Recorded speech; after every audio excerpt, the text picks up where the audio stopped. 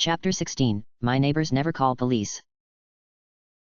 Blazing 90 miles an hour down the interstate across a land of 1,000 lakes, the sky's a gray dome and the sleet swept away by rapid-fire windshield wipers, Sloane saw it, Minneapolis.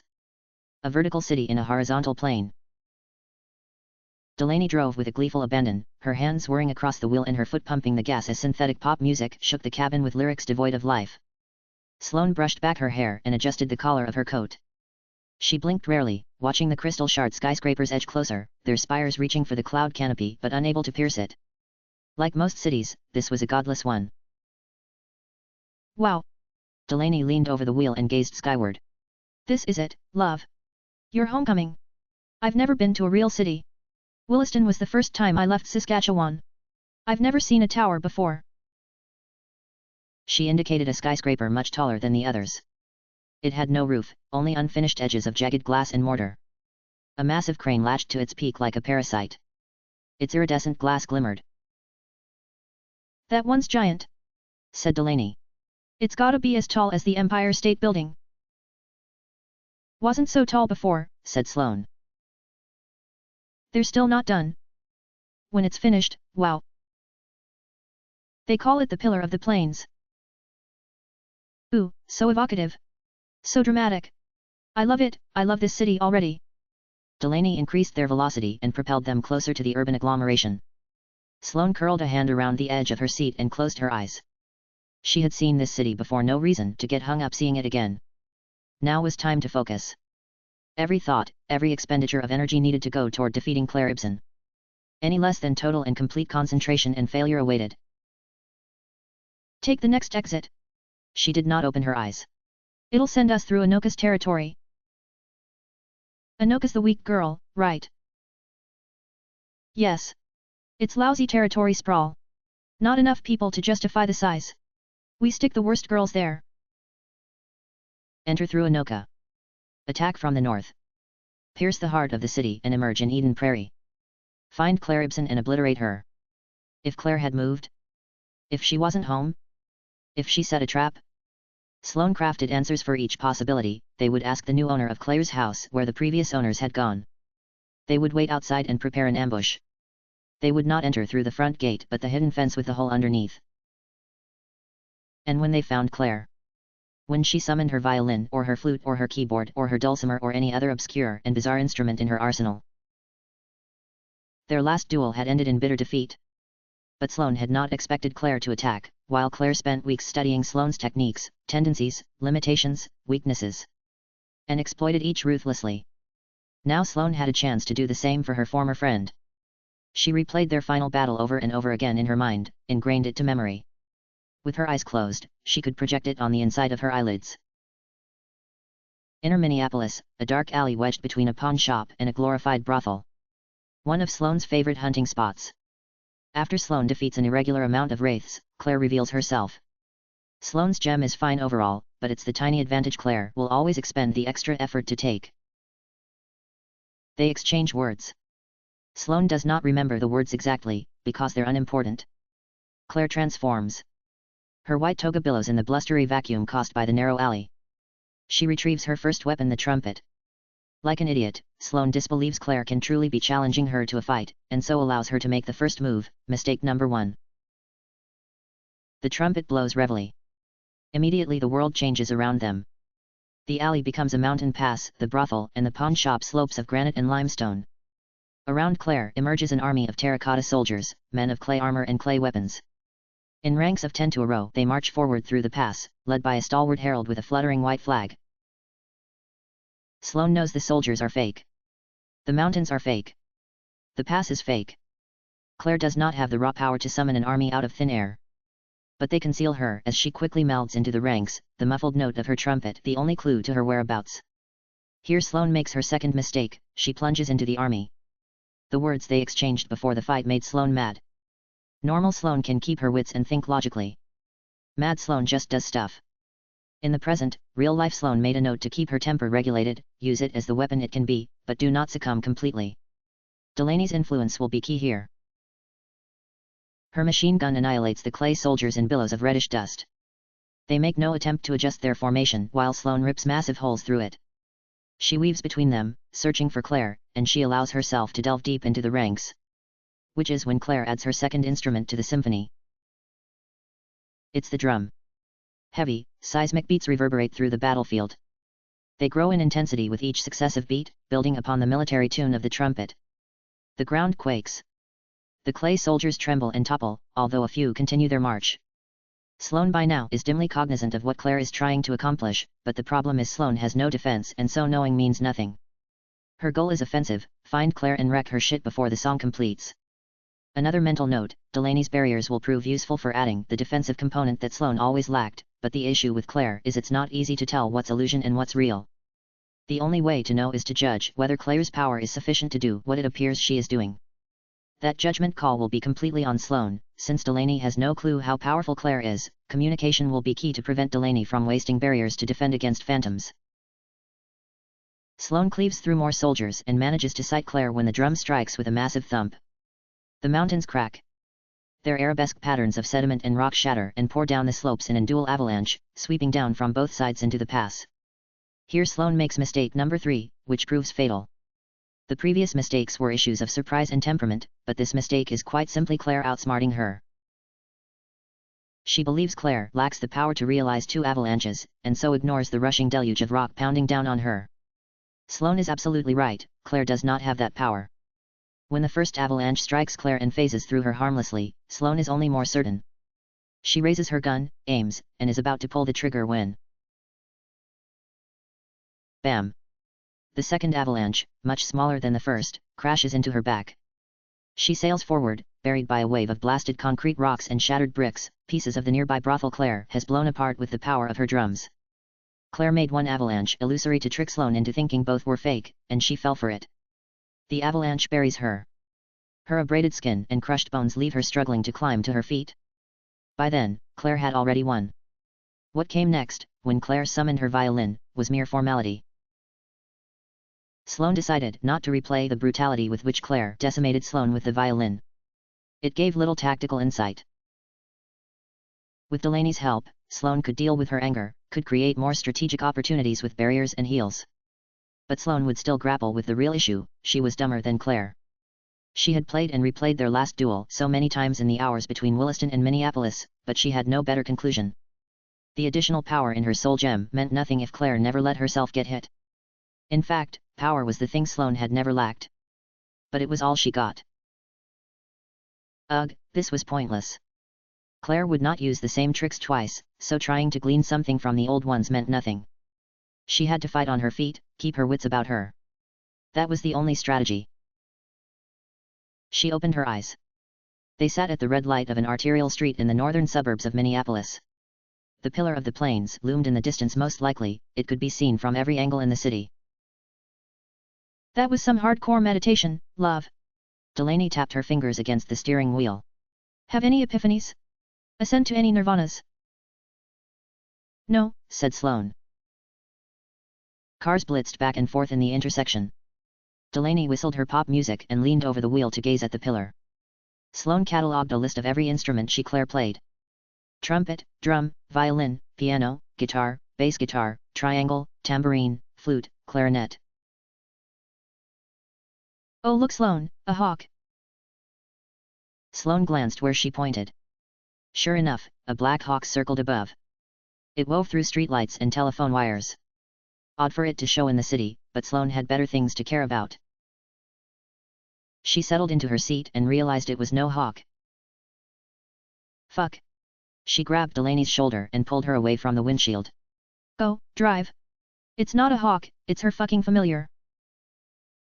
Delaney gaped at her. But, the stoplight. Both back doors of the Jeep opened. 2 black girls poured into the back seat, one from each side, and slammed the doors shut behind them. Sloane, too baffled to react, mistake number 1, gaped as the girl on the driver's side, the older of the 2, shoved a gun against Delaney's neck. Welcome to motherfucking Minneapolis, she said. Drive, bitch, nice and calm lights green. Fargo, pull any shit and your girlfriend loses her brains, yeah. The younger girl had no discernible weapon but attempted to look menacing. It didn't work. You two shouldn't have come here, she said. Just to stir up trouble. Sloane had never seen the kid before, but the older one was familiar enough. You're Hennepin. The older girl scoffed. You forgot my name. I can't fucking believe it. I'm Bloomington, you asshole. My partner in crime's Woodbury. And before you ask, she ain't the same Woodbury from before that one died. Hi, said Woodbury. Whatever, said Sloane. She had better things to do than remember which uninspired and middling magical girl corresponded to which forgettable suburban territory. She could not remember who the old Woodbury even was. But since that girl was dead anyway, why waste the effort? The jeep lumbered down the road. Delaney's eyes flitted toward Sloane as if to communicate, but Sloane had no idea what. Don't you dare try telepathy, said Woodbury. I'm an ace at reading that shit. Neither of their assailants had transformed, and Sloane was pretty sure Bloomington's gun wasn't her magic weapon she used. What? A whip? No, that was someone else. And they weren't pointing it at Sloane herself, but Delaney.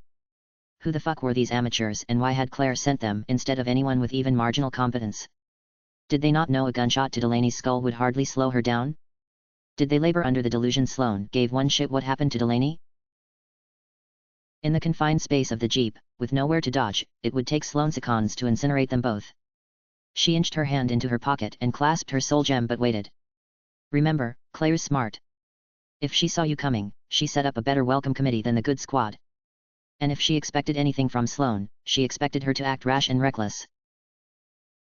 So where we going? She said. Bloomington leaned between the front seats and looked both directions, as though unsure herself. We're taking a trip to Eden Prairie. You got an old friend wants to meet you.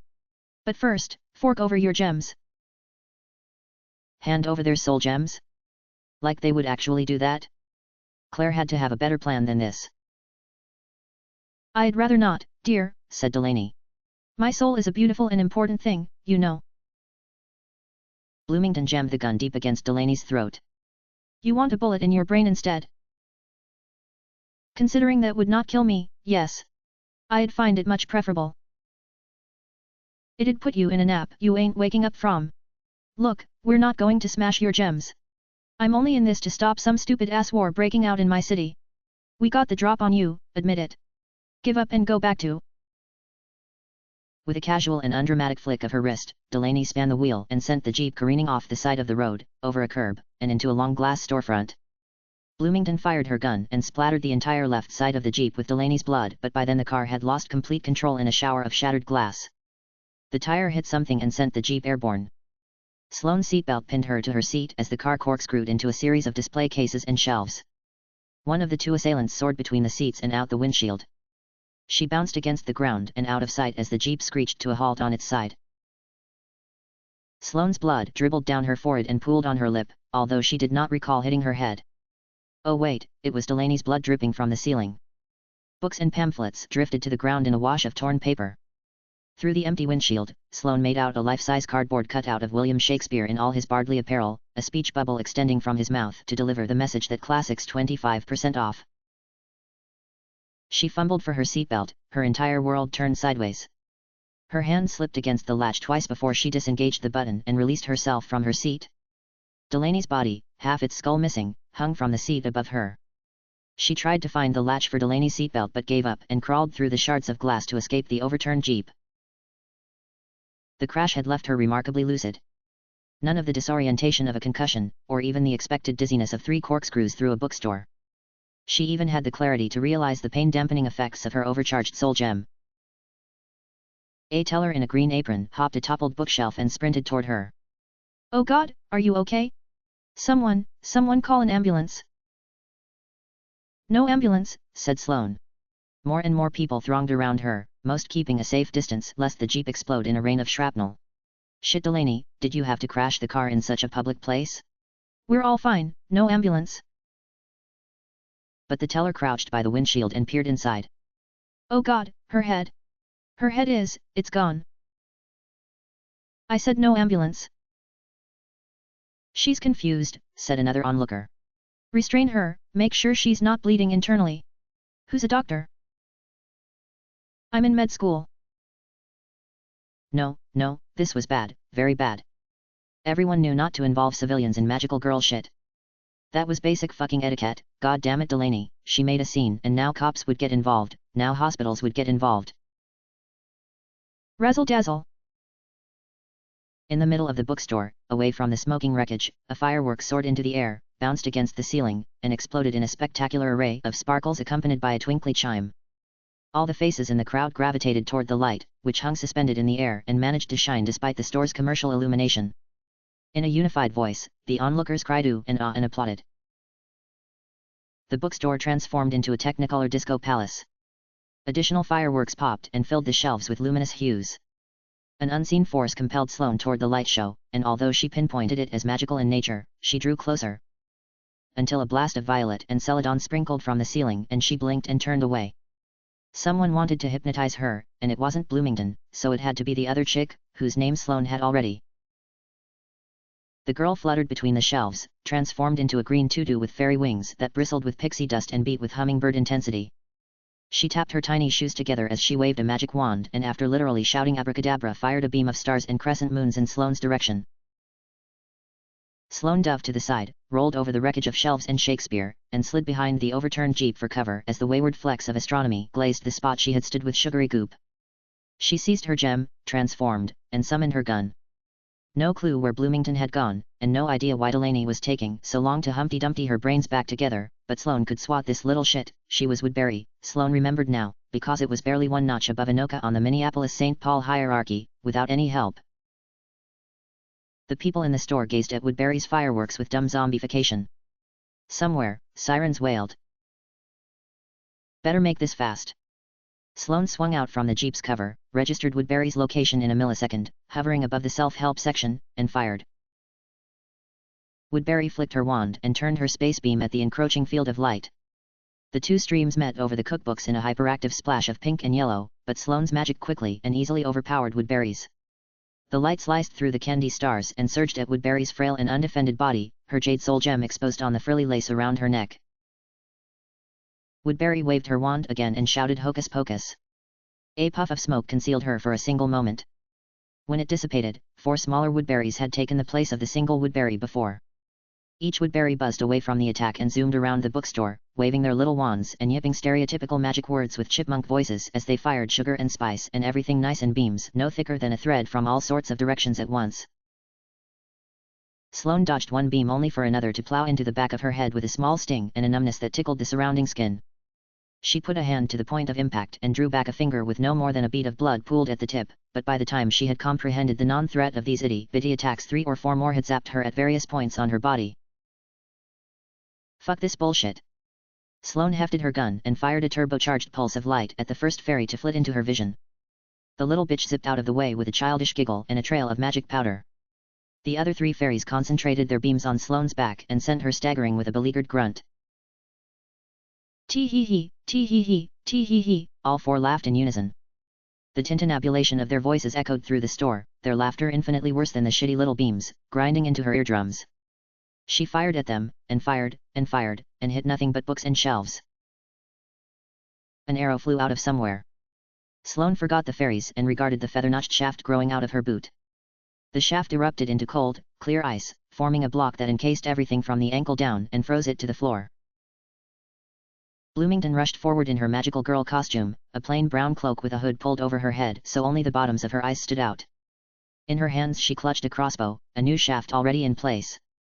She aimed at Sloane as the 4 beams of Woodbury drilled into her.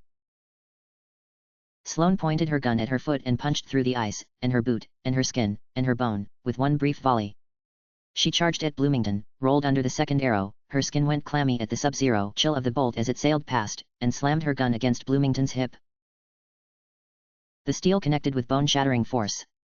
Bloomington's leg caved beneath her. Her still functional leg remained rooted to the ground in a vain attempt to keep her righted as Sloane wrenched the crossbow from her hands, flipped it around, and fired a bolt directly into Bloomington's skull. Bloomington hit the ground, her head encased in ice, until her magic dissipated and the ice and crossbow disappeared and she became just an unconscious hoodlum with her face against the ground. The Woodbury fairies wailed. You heard her. You heard her. One may be called Sloane a big meanit. Another spray of gunfire scattered them in several directions with a peal of high-pitched screams, but like wasps they soon regrouped and resumed their flyby beam attacks. The sirens in the distance had grown loud now. Sloane did not want to be caught in this mess by any policeman. Which meant time to cut the bullshit. She picked a ferry and pursued it relentlessly through the store, dipping and diving between shelves to keep on its tail, corralling it toward a corner. The other ferries pursued and buffeted her with blow after blow. They focused her legs, tried to knock her down, and just when she had gotten her ferry trapped, a beam hit her right on the pressure point of her kneecap and forced her down with an involuntary muscle spasm. The fourth ferry, who had been screaming in fear of Sloane's pursuit, stuck out a tongue and blew a raspberry as she evaded Sloane's swinging arm. The ferry turned and flew straight into a bubble with a comical boing. She squeaked in dismay as the bubble grew and enveloped her. Trapped inside the translucent red prison, she pounded her fists against the walls. The other three fairies quit pinpricking Sloane and waved their wands to free their companion, but their saccharine streams of high-fructose corn syrup could not pierce the blood. One of the other woodberries jabbed an accusatory finger at Sloane. The others pouted and fumed. You can't do that. You can't use barrier magic, you're not supposed to. Sloane allowed herself a hoarse, throaty laugh. She let her gun float by her side and held up her hands. Not me. What? Said a woodberry. Not you, then.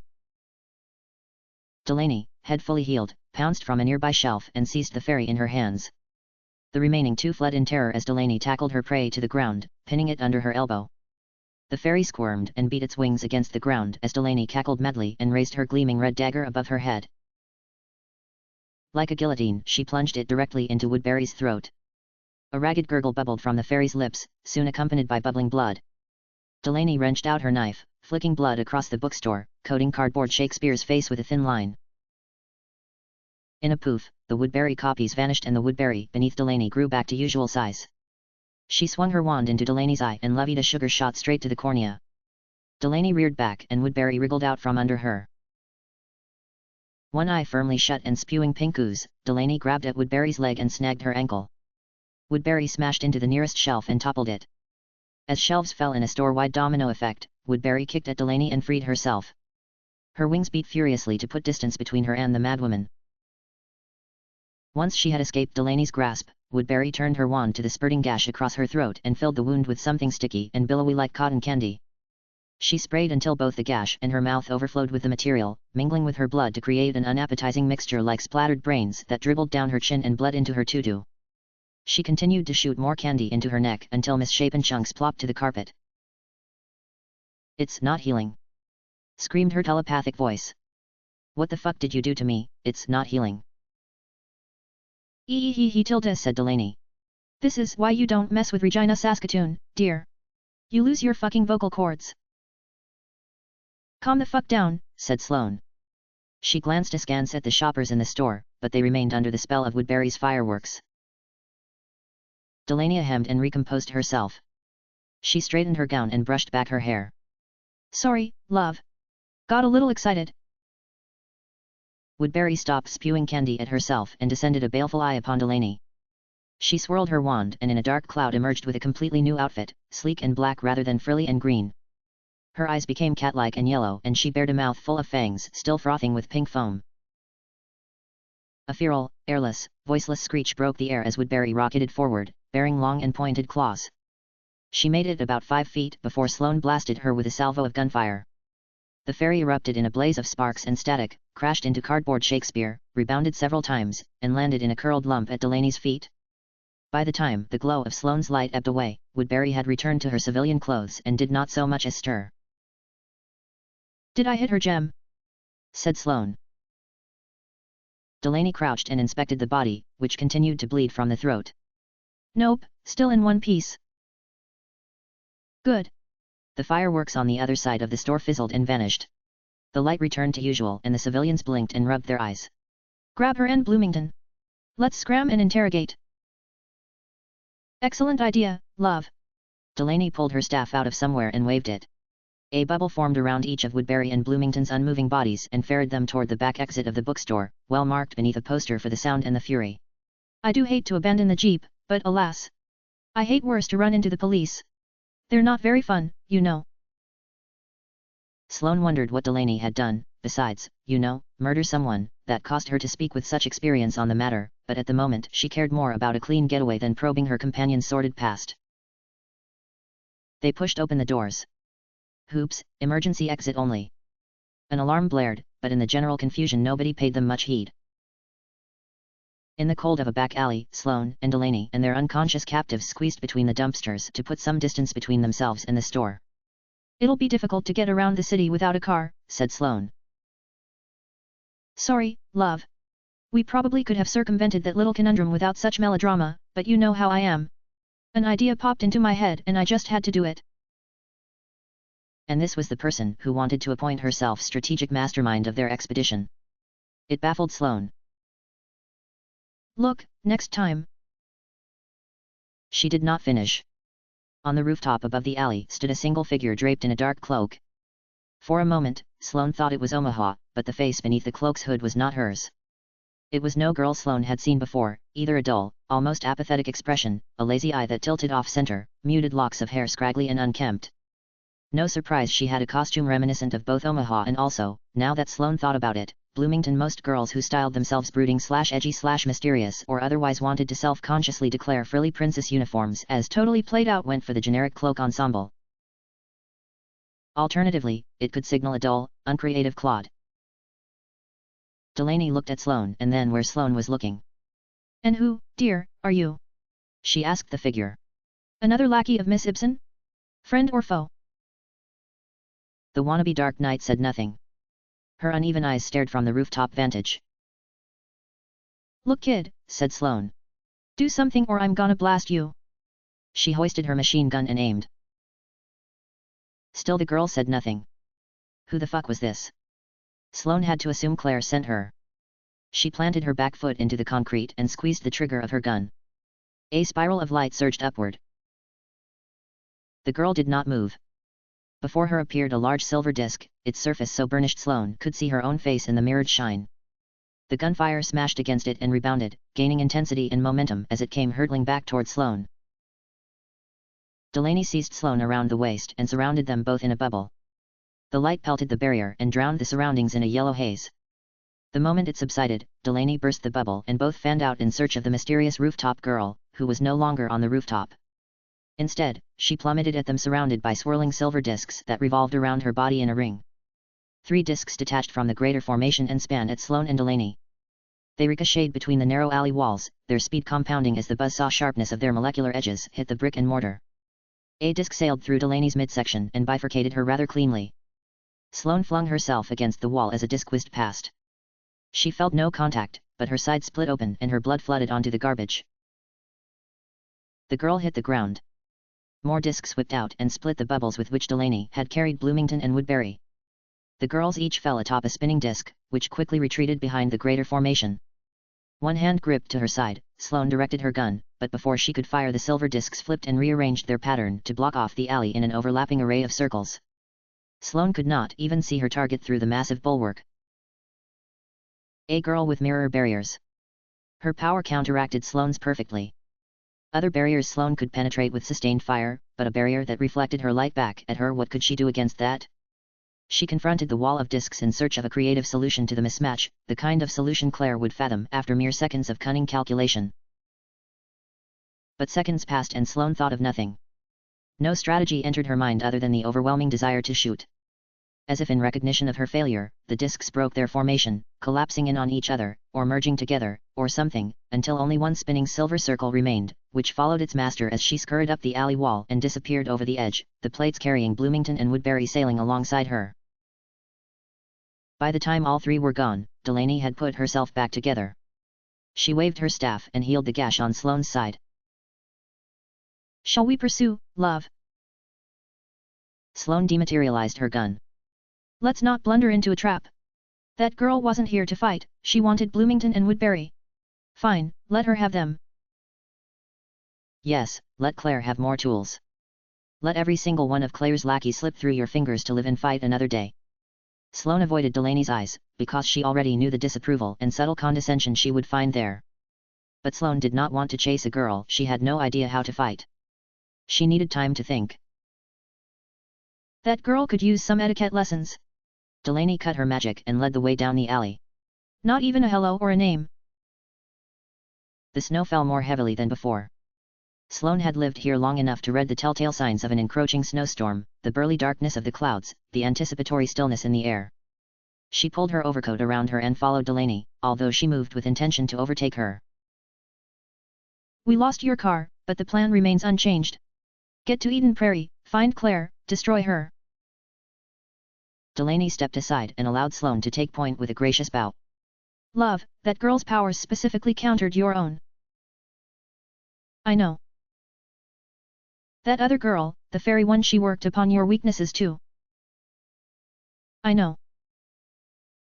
We may have to accept that Claire Ibsen has been preparing for this conflict much longer than you think. She didn't acquire these girls overnight, after all. Too late to turn back now. It had been too late for a long time. Sloane reached the end of the alley and peered around the corner. An armada of emergency response vehicles had clustered around the busted storefront. Uniformed officers redirected sluggish traffic. In their civilian clothes, Sloane and Delaney easily melded into the crowd. Chapter 17, Her pale fire she snatches from the sun. A typical member of the human species, when confronted with the homepage of the Magnet forum and messaging boards, would find what appeared a quirky role-playing site for young girls, and middle-aged males as well, depending upon the salaciousness of our hypothetical human's mind. Access to all boards, posts, and chat logs would be denied without an account, but if our hypothetical human attempted to create one to join the fun, they would stare baffled at the first step of the account creation process, which required answers to the following questions. 1. Who contracted you? 2. Where is your soul? 3. How will you die? No multiple choice. Only blank text boxes with blinking cursors to confound the quizzical human. He or she may type in exploratory answers, under the belief these queries were part of the role-playing experience. Alas, not so.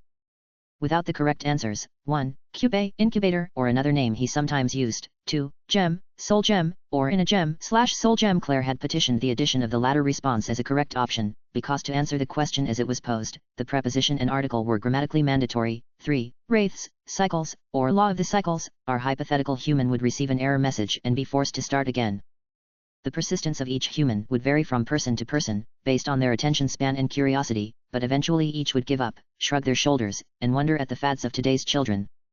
Assumedly, a skilled enough computer hacker could crack the firewall rather easily, but even if someone cared enough about their little Habbo hotel to try, all they would find inside would seem to be a serious community of hardcore role players. We now abandon our typical human, whose experience with Magnet forum and messaging boards ends with this error screen. Instead, we turn to a hypothetical magical girl, Latin form Puella Magi, who can answer each question correctly. The site to which she now belongs is the largest online community of magical girls in the English-speaking world, because, as we know, when it comes to raw numbers, China always wins, servicing primarily North America but with representatives from the United Kingdom, continental Europe, South Africa, and Australia/New Zealand.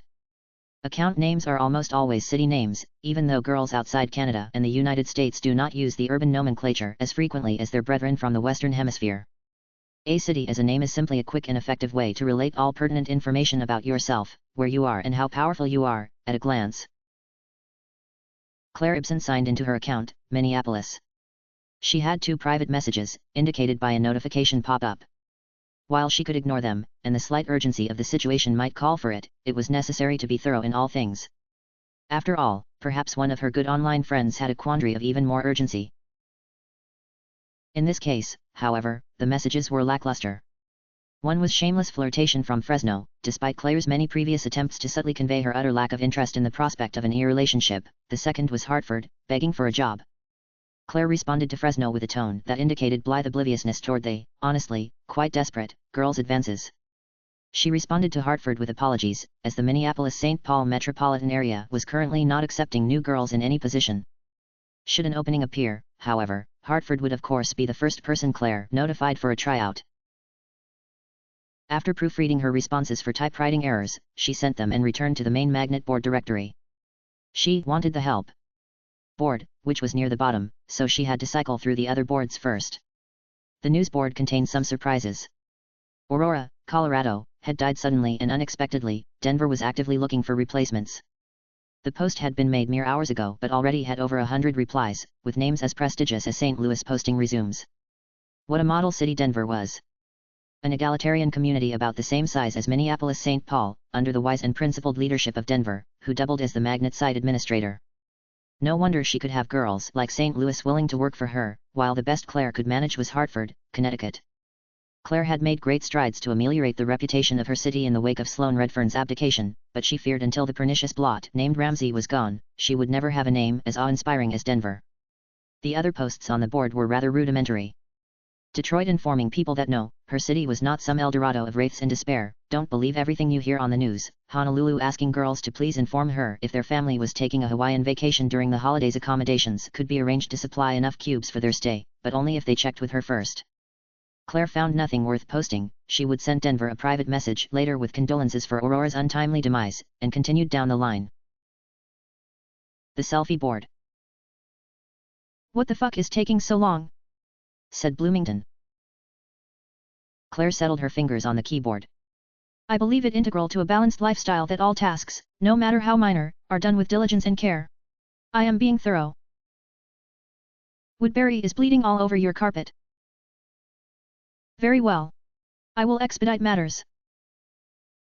Claire scrolled past the selfie board, although the most recent post, a team shot of the Seattle girls, piqued her interest, as well as the therapy board, for girls turning desperate, the new B board, for fresh contractees who sought the advice of an elder girl, the love board, for girls like Fresno. Claire marveled at the high incidence of homosexuality among magical girls when compared to normal girls, which she likened to the homosexuality exhibited by prison inmates, except for magical girls. Their incarceration began at an age where sexual identity was already nebulous, making the phenomenon even more pronounced, and, at the beck of Bloomington's growls, eventually reached the help board.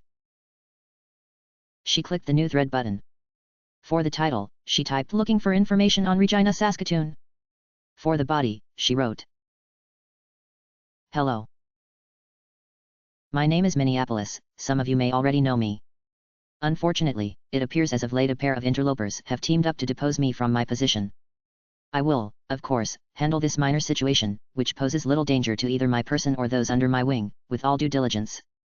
However, it would aid my cause tremendously if any of you wonderful magnet users could supply me with information about one of the interlopers in question. The other is a personal acquaintance of mine and I know her quite well. The girl for whom I desire information goes by the name Regina Saskatoon. Any and all information is a great help. I would ask the incubator, but he appears to have made himself scarce as of late. Many thanks and good fortune in future endeavors. Minneapolis. After proofreading twice, she submitted the post to the vicissitudes of the web. She washed her hands of the affair and swiveled her chair to face her visitors, ready to make amends for the poor hospitality she had exhibited thus far. Now, we need merely wait for a response. This is the peak hour for online activity among magical girls in this hemisphere, so we should hear from someone soon. Woodbury knelt beside Claire's bed, her hands splayed before her as she coughed and sputtered blood. Bloomington furiously applied, unraveled, and reapplied bandages to the long ragged gash across Woodbury's throat, but no matter how hard she pressed the cloth, the blood seeped through and soon either splattered onto the carpet or dribbled down her chest. Her eyes welled with tears, but only airless sputters and strangled chokes escaped her lips. I'm gonna die, her mind said. I'm gonna run out of blood. Most likely, Woodbury would feel more comfortable if Claire replied telepathically, so as not to flaunt the gift of speech that had been so robbed of the young girl. Nonsense, Claire said. Your soul gem will regenerate your internal fluids at a rate necessary to sustain you. It will simply put a strain on your grief totals, but we as a collective can surely harvest enough cubes to accommodate your extra consumption. We are a team, after all. We cover for each other when we have a hard time, okay? Woodbury wiped an eye and made another wretched gurgle. Thank you. As Bloomington constricted her windpipe with another bandage, however, she broke into a fresh deluge of tears. How am I supposed to go outside like this? I can't walk around town with my throat torn out. Part of Claire recognized the reassuring power of a caring hand on the shoulder at this tender moment, but she looked at her trembling white fingers and could not bear to bring such contact to fruition. Woodbury looked up at her with pleading eyes and Claire unwillingly diverted her own gaze somewhat downward, to the growing red stain in her carpet. She had to concentrate exceptionally hard to prevent herself from going into convulsions at the sight of such disorder in her own room, her own space. We will figure out something, Woodbury. I can pay the rent for your apartment until we learn how to heal you, so you do not have to worry about work in the interim. Why? Why won't it heal? Claire refreshed the help board. Her post had garnered several views but no replies. Hopefully we will learn soon. Perhaps when St. Paul returns with Hennepin, she will be able to heal you. Hennepin won't come, said Bloomington. Neither will Ramsay. Maybe Anoka, but who gives a fuck about her? You're in over your head here, M.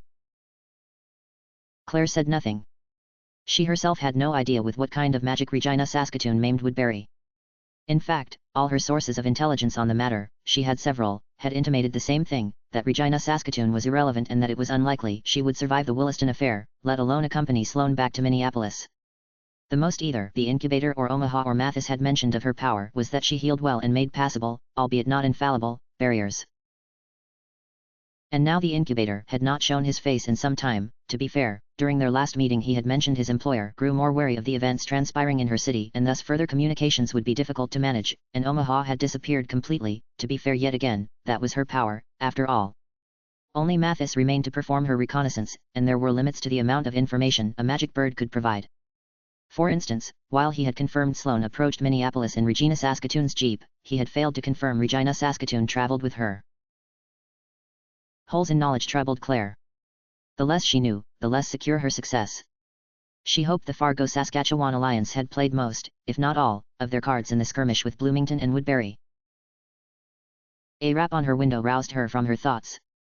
Outside the pane, hovering on one of her silver discs, waited St. Paul. The misshapen and uneven girl wore a less than reassuring expression.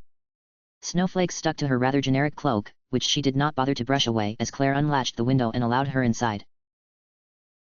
St. Paul bowed her head and wrung her hands together. Hennepin. Hennepin. She searched for words. Hennepin. Will not. Come. For punctuation, she gave a relieved gasp. I fucking told you, said Bloomington. She squeezed a bandage too tight and a fresh spurt of blood gushed from Woodbury's neck. Very well.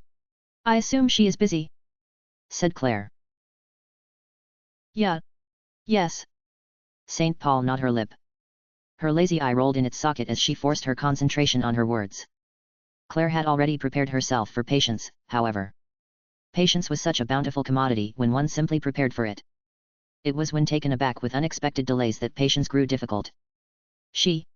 Work. Her game. She is working, Claire corrected. Playing her game, is she? Oh dear. The callousness of some girls. I will speak to her personally once I receive a response to my post. She returned to her computer and refreshed the page. The number of views had rocketed to about 100. She had 2 replies as well. A quick response time was a benefit of bearing a name with as much clout as Minneapolis, as well as her tireless efforts to cultivate all her relationships, even those online. The first response was from Tallahassee. It read, "Lol, where the fuck's vagina saxophone?" What droll commentary, Tallahassee. Claire would send a request for her imminent ban. The second response was from Calgary, a name far more likely to deliver a useful response, not so much due to the reliability of the girl as much as the geographical proximity of the city to Saskatchewan. It read, "Oh shit, Regina Saskatoon, sick. Don't mess with sick that bitch, she won MG. Bad mojo. Everyone knows she killed a girl but she a QB favorite so no terms. She fucked in the head row flow. Crazy strong heels plus barriers, nobody knows how she kills wraiths, or girls. So watch your back. The world will suffer if we lose a beauty like you DD. P.S.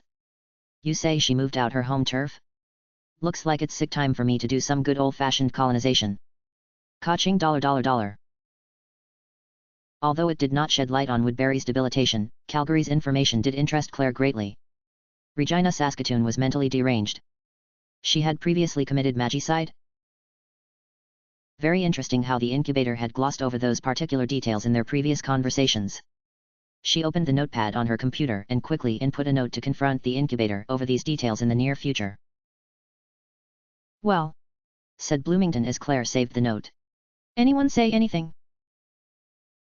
No one so far has explained the properties of Regina Saskatoon's dagger.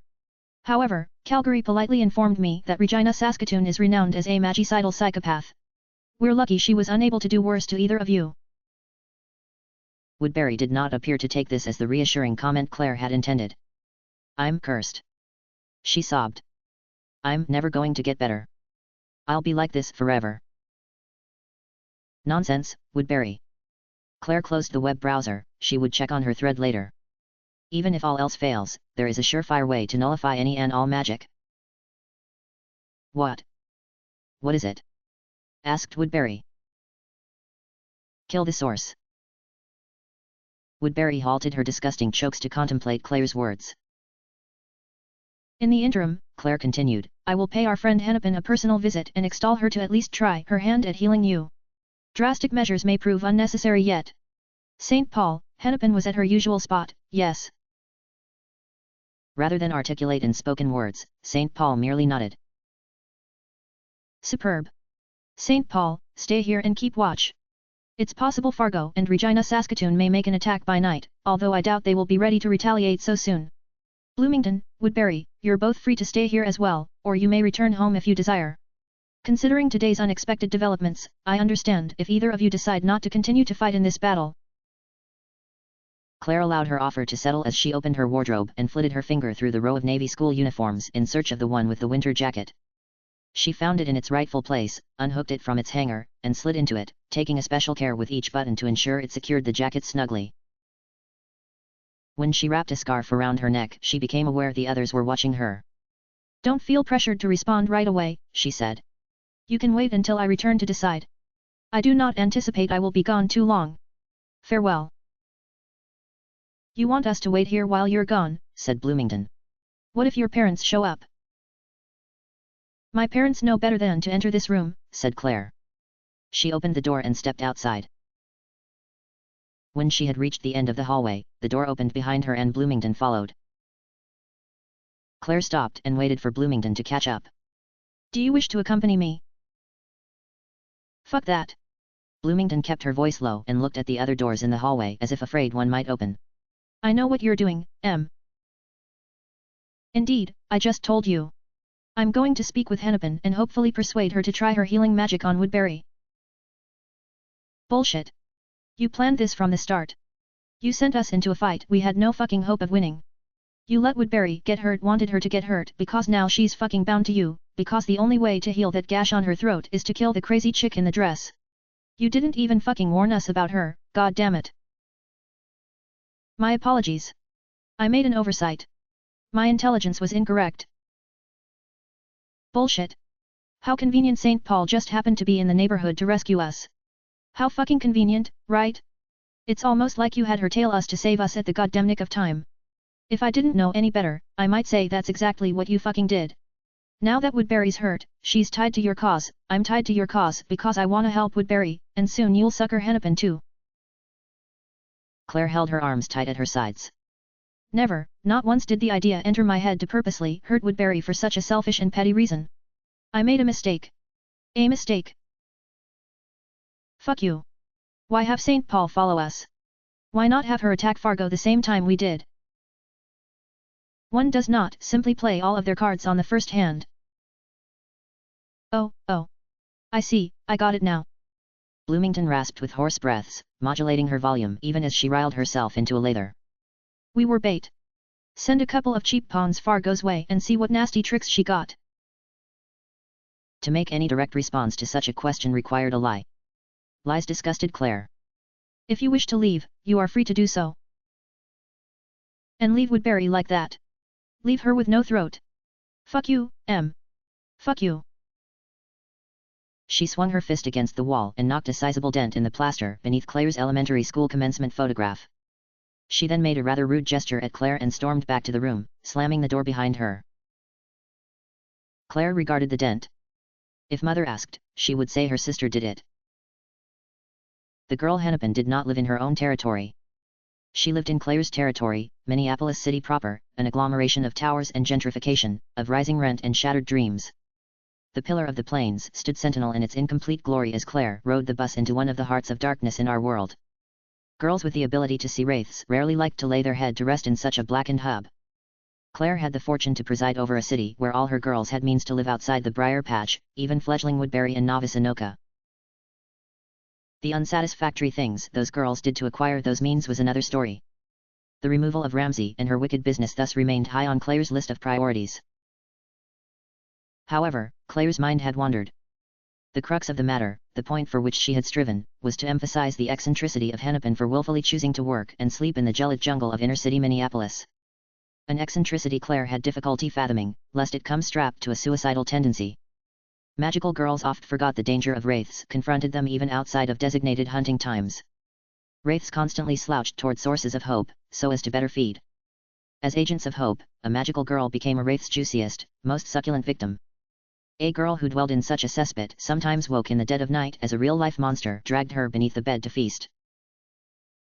When Claire once asked Hennepin why she lived where she did, the girl gave only the enigmatic response, "Better ping." Dusk encroached, although the sheet of solid cloud and the heavy snowfall prompted Claire to check her watch to be sure. She intended to speak to Hennepin and leave before the wraiths grew most active.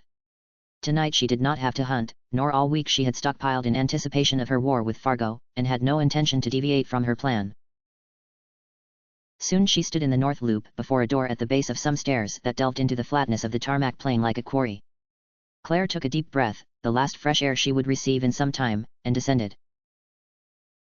The dimensions of the room she entered were indiscernible due to the smoke, mostly from cigarettes and hookah but with a spattering of less legal drugs. Desks lined with computers drifted from the transient haze, some attended by pimple-faced men with slicked-down hair and Columbine trench coats who stared intently into the unbounded carnage on their screens as they gunned down aliens, space marines, terrorists, counter-terrorists, unarmed civilians in an airport, and dinosaurs. Claire wafted smoke from her nostrils and weaved between the rows. She evaded the men who screamed obscenities into headsets, which was all the men and which delayed her progress substantially. They hydrated with technicolored fluids, they dug hands into opened bags of snacks. They mashed keys with undue ferocity, they clicked mice with rates best recorded in milliseconds. The lights from the monitors proved the best illumination, as the bare bulbs strung from the ceiling flickered and died. One man, faced with a bitter defeat screen, threw himself back in his chair and cracked his joints. He noticed Claire and remarked, "Rutai, Irisville von Einsburn." She paid him no heed. Navigating the arcade was something out of a real-life video game, where an intrepid hero wanders lost through a misty grid of trees and only the correct combination of directions, discovered during some previous spelunking expedition, or else from the gossipy mouth of an inebriated local, will lead to salvation, but Claire had memorized Hennepin's preferred location, memorization being one of Claire's strengths. The tobacco smoke cleared to reveal a dingier corner of the establishment. Seated at the final computer, crammed between a wall and a rack of peripheries, the girl named Hennepin played, her concentration too rapt on the screen to notice Claire. Claire went the route of politeness and waited for her to finish her match. From the waist up, Hennepin had put extreme care into her appearance, almost aglow with smartly applied makeup and fashionable fabrics. Her short hair had a punky purple streak in the bangs. She wore yellow-tinted glasses and headphones. But beneath her immaculate jacket, she had on pajama leggings and bunny slippers. Claire found it fascinating how people clothed themselves. One could derive so much information from a shirt, a pair of shoes, a necklace. A shiny green victory popped up on Hennepin's screen, to correspond to a defeat on someone else's. Hennepin rubbed her eyes under her glasses and took a sip of her water. She noticed Claire and pulled down her headphones. "Wondered why my chat blew up." She exited the victory screen and queued up for a new game. Searching for opponents now, read the screen. "Your chat. My chat wants to know if you're my lesbian lover, and / or cosplaying Irisville von Einsburn." "I am a trifle confused," said Claire. Hennepin tapped a tiny circle above her monitor. "You're on camera, boss. 20,000 watching. Look pretty." Claire endeavored to always, look pretty, so she did not change her demeanor or adjust her outfit. "I will disregard your usual jargon and strike at the heart of the matter, as I have no wish to remain here after nightfall. A pair of strong magical girls from the west have invaded the city." "Whoa, shut up, I told you people are watching." She pressed a button to mute her microphone. "Now they really will think you're cosplaying." "A pair of strong magical girls from the west have invaded the city. They slashed Woodbury's throat with a dagger that seems to nullify all healing. As you are the strongest healer in the region, I ask you to take a look at the wound and see if there is anything you can do for her." The screen on Hennepin's screen changed and she plunged into a full-scale war zone. Her player avatar, an orc or troll of some kind, pummeled passerby with a cartoonish club. BZZRT, no can do, said Hennepin. The gory game sounds filtered from her headphones. See what I'm doing right now? I'm working. Gotta pay the bills, you know? I got 7 bloodthirsty sponsors to sate with an 8-hour-a-day streaming quota. Plus 20,000 adoring fans and their delectable cash money donations to the Gangrel 305 Get Paid Foundation. When I'm done, I gotta hunt. Her orc walloped an elf into the stratosphere. Killing spree, a deadpan announcer intoned.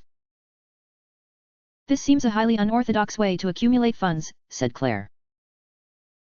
Hennepin shrugged. Beats prostitution. Or whatever Ramses got Woodsy and Anoka doing.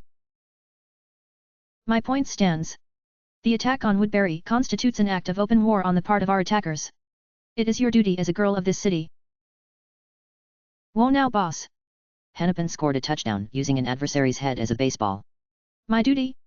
I signed a contract and nowhere did it say I gotta do jack shit for this city. I kill wraiths, I spread joy.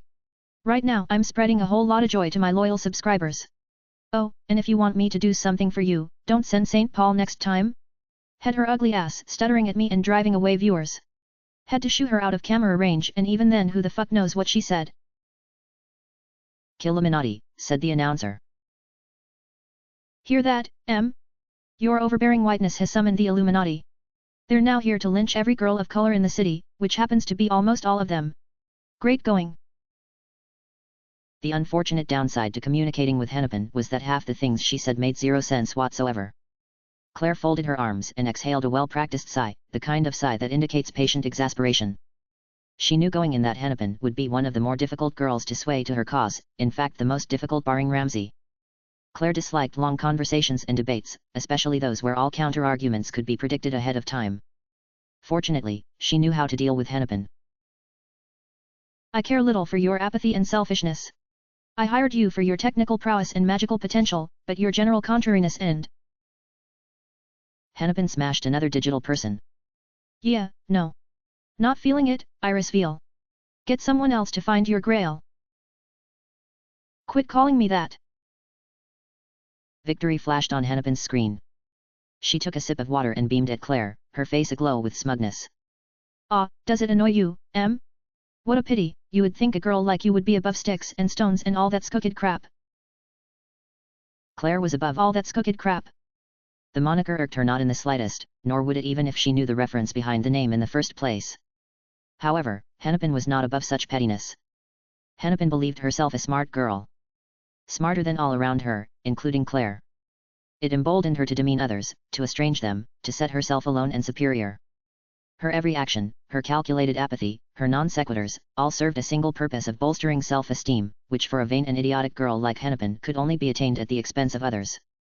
Claire had Hennepin mapped, much as she had all her girls mapped, knew each one's desires, needs, prejudices, and hatreds.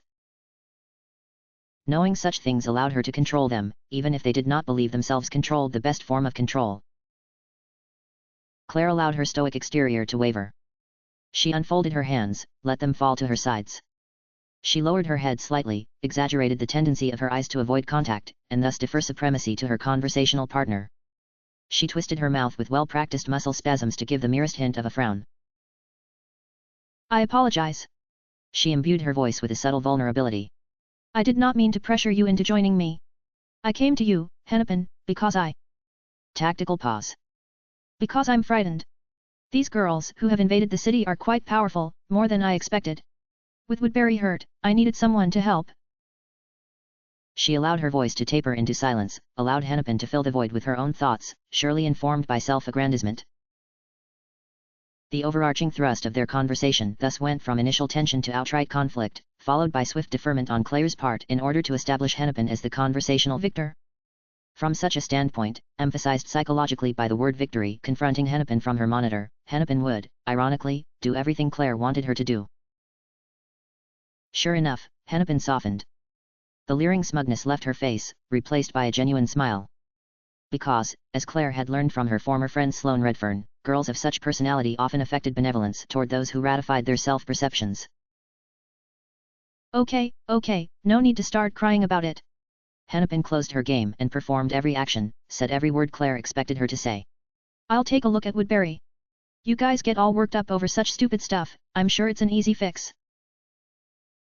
Claire smiled. Thank you, Hennepin. Hennepin's magic failed to heal Woodbury, as Claire had suspected and desired.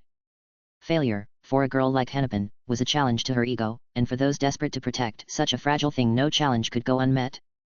Despite Hennepin's lazy and apathetic way of saying it, "Yeah, I guess I'll see what these girls are about," Claire knew she had another ally to bolster her ranks. 4 down, 2 to go. Chapter 18, Apollo Apollo my destroyer. Night fell, snow fell, and still no Eden Prairie. They traversed some urban fringe, a ventricle of the metropolitan core, the skyscrapers, and the pillar of the plains aflame in the starless night. Sloane led them through an alley of frosted cars with a magic light. Its shine crept into crevices to terrify rats and wraiths. Delaney lurched through the snow and landed on thinly padded knees. Her mouth billowed white breath. "It's not working, love."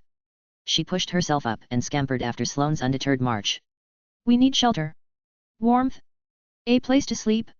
A pair of popsicles won't stop Claire Ibsen." The thought of another motel churned Sloane's stomach. With Claire's familiar on the prowl, and unseeable in the dark sky, they shouldn't pin themselves to a stationary locale. Too bad Master Tactician Delaney Pollock cared more about comfort than strategy. "We'd do well to take some time and reassess the situation," Delaney continued. "Claire's revealed 3 of the 6 girls she might throw at us. Not 3 of 6. 3 of an indeterminate number. Omaha is not a suburb of Minneapolis. The point stands. We're blundering into a confrontation, love. Claire has done her homework. She surely has traps set. Not to mention, you've yet to give me a viable strategy for the disc girl. Whoever she is, she won't disappear if we ignore her." Sloane tightened her hands into fists. The light in her palm extinguished. "I know." The street, lit only by flickering posts and vague neon signs, became a cavern of Pluto. An ominous gurgle rose from the shadows, where eyeless faces watched. "What are you doing, love? I'd rather not tussle with wraiths right now." Nothing in the sky except falling snow. Could birds see in the dark? She supposed magical birds could. But sight was not Claire Ibsen's forte. More likely, her familiar relied more on sound. With this in mind, Sloane summoned her gun and battered down the door of the nearest store as quietly as possible. Which was not very quiet, admittedly. Although the store's windows were covered and graffiti festered across its facade, an alarm went off. "What? Sloane, have you gone daft?" Sloane evaporated her gun and slouched down the sidewalk. "You wanted a place to stay." She called a fresh ball of light as they fled the scene. No concerned citizens stuck heads out unlit windows to check what was amiss. "You're not thinking rationally, dear. Not at all. You want us to sleep in an abandoned store? Smashing down doors with no rhyme, no reason." Great. Delaney had more fuel for her incessant whining. More reason to paint Sloane as a raving lunatic. Sloane tried to calm herself. But her annoyance with Delaney fermented into a faint hopelessness that Claire really did have the upper hand, had preempted her arrival, had hired girls specifically to counter her powers, had the entire situation under her puppetry. Sloane lacked control even of her own obnoxious companion. But Sloane did not kill a fucking wraith demigod to assault Minneapolis with a negative attitude. Unclutter the mind and achieve clarity of thought, clarity of purpose. She had the power to accomplish anything. She closed her eyes and allowed the rage to boil, simmer, and settle. She had too much hate for Claire Ibsen to waste any on Delaney. Delaney meant well, in her strange desperate way. The alarm dwindled into a distant peal. "Fine," said Sloane. "We'll find a motel." All motels are the same place. The same layout, the same amenities. Only the age, the disuse, the muck changes. The fare for one night this deep in the unwanted part of the city cost little. Delaney paid out of her heart-shaped wallet. Which begged the question, for a girl with a cruddy family who seemed to live on her own, where did she get her money? Better not to ask. Delaney declared her desire for a hot shower, to thaw. Whatever. Sloane disregarded Delaney's disregard for gravitas and sat on her bed. Bloomington was unchanged. Her powers potent, but uncreative. Sloane beat her with raw magic. Virtually irrelevant. Woodbury was annoying, but unthreatening. Delaney may have dealt her a grievous wound depending on how pertinent shouting abracadabra and hocus pocus was to her combat prowess. Some girls got so hung up on magic words and names of finishers they developed psychological dependencies, as though the words themselves were their power. A fatal mistake. Silver Disc Girl was something. Reflective barriers. Shit. She could use a lot of them, weaponize them, do some flashy shit. Think, Sloane. How can you get around the barriers? She had been thinking the whole damn walk from Madoka County. And thought of nothing. She racked her brains, pounded her wrists against her skull. Catalogued all of her and Delaney's powers and tried to conceive a conjunction to emerge victorious. The girl had to have a weakness, a gap in her barrier powers. No barrier was infallible.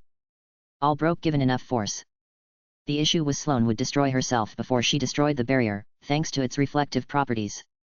If Delaney used her barrier but a barrier prevented Sloane from shooting, she could not simultaneously attack and defend, even assuming perfect coordination between her and Delaney.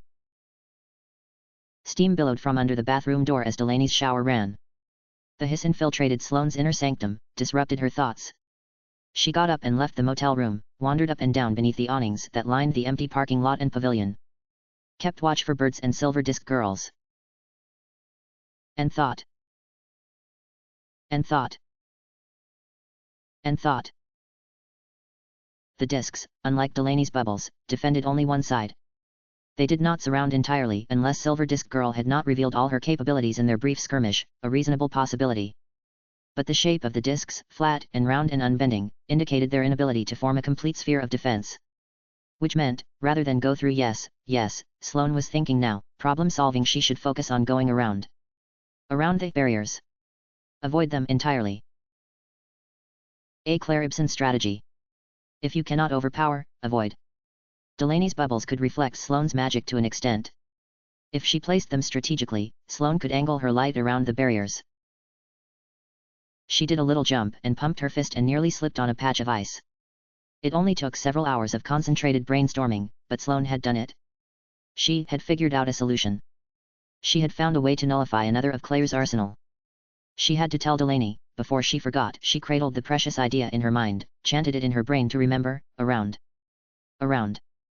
Around. So simple, so elegant a solution. Why had it taken so long to figure out? Who cared? She clomped toward the door of the motel room, which had drifted far away from her. When Delaney heard, Sloane stopped.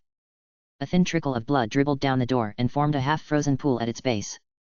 She regarded the fresh blood for a moment before she realized its source. Omaha. The girl melded out of nothingness, her head bowed and her arms twisted in front of her. A sleeve of bandages covered her arm but did nothing to stem the bright red stream. Blood in various states of dryness had found its way onto her austere, stiff-necked blouse, the hem of her dress, the toes of her shoes. She fiddled with the wrist, kneaded her fingers against the wound. Hello, Sloane. Although nothing in Omaha's demeanor denoted aggression, Sloane slid a hand into her pocket and thumbed her soul gem. She shifted her eyes around the enclosed motel compound for other Ibsen goons. How long you been following me? Omaha scratched the back of her neck with her wounded hand, getting more blood on herself. She realized her mistake and lowered her hand, shamefaced. Since the fight at the bookstore. I made it to Minneapolis before you. I tracked the girls Minneapolis sent for you. So Claire sent you. And, no. I didn't mean that. I never went back to her. I swear. I've been quiet. Then what? Sloane waited while Omaha fumbled over words. She prohibited herself from trusting Omaha, who had a powerful incentive to kill the girl whose magic kept her wrist drenched in blood. I know you won't believe me, but that's okay. I want to help you. You're right, I don't believe you. Why would you want to help me? Omaha bit her lip. Her face concentrated. You didn't kill me. Sloane's eyes narrowed. I didn't kill you. So now you want to help me. Excuse me if I don't buy it. Isn't Claire Ibsen your best friend anyway? More stammers, more fidgets. Omaha glanced over her shoulder with a sudden stare of paranoia. No. It's not like that. I knew you wouldn't understand, or believe me. Forget I ever spoke to you. She disappeared. Sloane reached out and grabbed where she had stood. Her hand latched onto the edge of a fleeing collar and pulled Omaha back toward her. Yeah, no. I'm not gonna forget. Reappear and talk to me. Omaha did as bidden, her face flush. I'm sorry, please let go. I made a mistake revealing myself. Suppose I believe you, said Sloane. Which she didn't. In fact, best to eliminate Omaha completely, finish what she started in that pit in Williston. Which she wouldn't. Suppose I believe you, how do you intend to help me? She tightened her grip on Omaha and pulled her close, so the girl might not wriggle free and escape. I can't tell you. Yes you can. Omaha trembled beneath Sloane's grip. The small, cold body writhed against her. A tiny heart pounded in a hollow chest, black eyes widened in their sockets. Her voice fell to a whisper. Sloane. You're in more danger than you know. This is not merely. There's more at stake than this city. The world, the universe. The world, said Sloane. The universe. She held Omaha close and stared at the phantasmic pillar of the plains that presided in the distance. I care about neither. World and universe were incubator code words that ostensibly meant everything but actually meant nothing. They were words to sway weak-willed girls who sought a deeper purpose than the one their infinitesimal existences allowed. Entropy, thermodynamics, inevitable heat death, all a lot of pseudoscientific mumbo-jumbo. Delaney had babbled similar things, and now Omaha bought into the hype as well. Oh, I should have kept my mouth shut. I've made a big mistake, please let me go. Fat chance. Every logical metric hollered kill this bitch, and yet it seemed like such an impossibility, as though Sloane's body would physically shut down before she could crush such a downtrodden and pathetic creature. Remember, she's dangerous. But how could she be, when Sloane could wrap her arms around her and threaten to squish her like an insect? Who fed you this universe garbage? Cube? Or Claire? An emissary of God, said Omaha with odd rigidity. Cool, said Sloane. How's God doing, by the way? Up to any crazy shenanigans? He sure forgot about us down here long ago. Well. God is a girl. Sloane regretted asking. God is a girl? So Omaha had her own apocryphal mythos now, too? The femme-god bit had to come from Omaha herself, it was not something Claire would make up. Claire was too efficient with the details of her lies, too focused to revel in oddities. With a sigh, she released Omaha. Omaha stared at her open-mouthed as if surprised to be released, and then shuffled against the wall. Thank you. Omaha, please listen to me.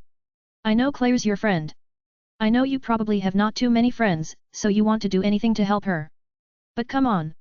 This is going to be violent. People will die. I don't want to kill you, Omaha. Omaha bowed her head. That's why I want to help you, Sloane. I know this sounds creepy, but I've watched you for a long time, and I think I know you pretty well. You don't have many friends either, and the one you travel with. You shouldn't trust her. Why? What's wrong with Delaney? Wait, did she really just ask what's wrong with Delaney as though it were a legitimate question? Omaha's brow furrowed and she raised her eyes to look Sloane in the face. She is not what she seems. I heard her tell you about the girl she murdered.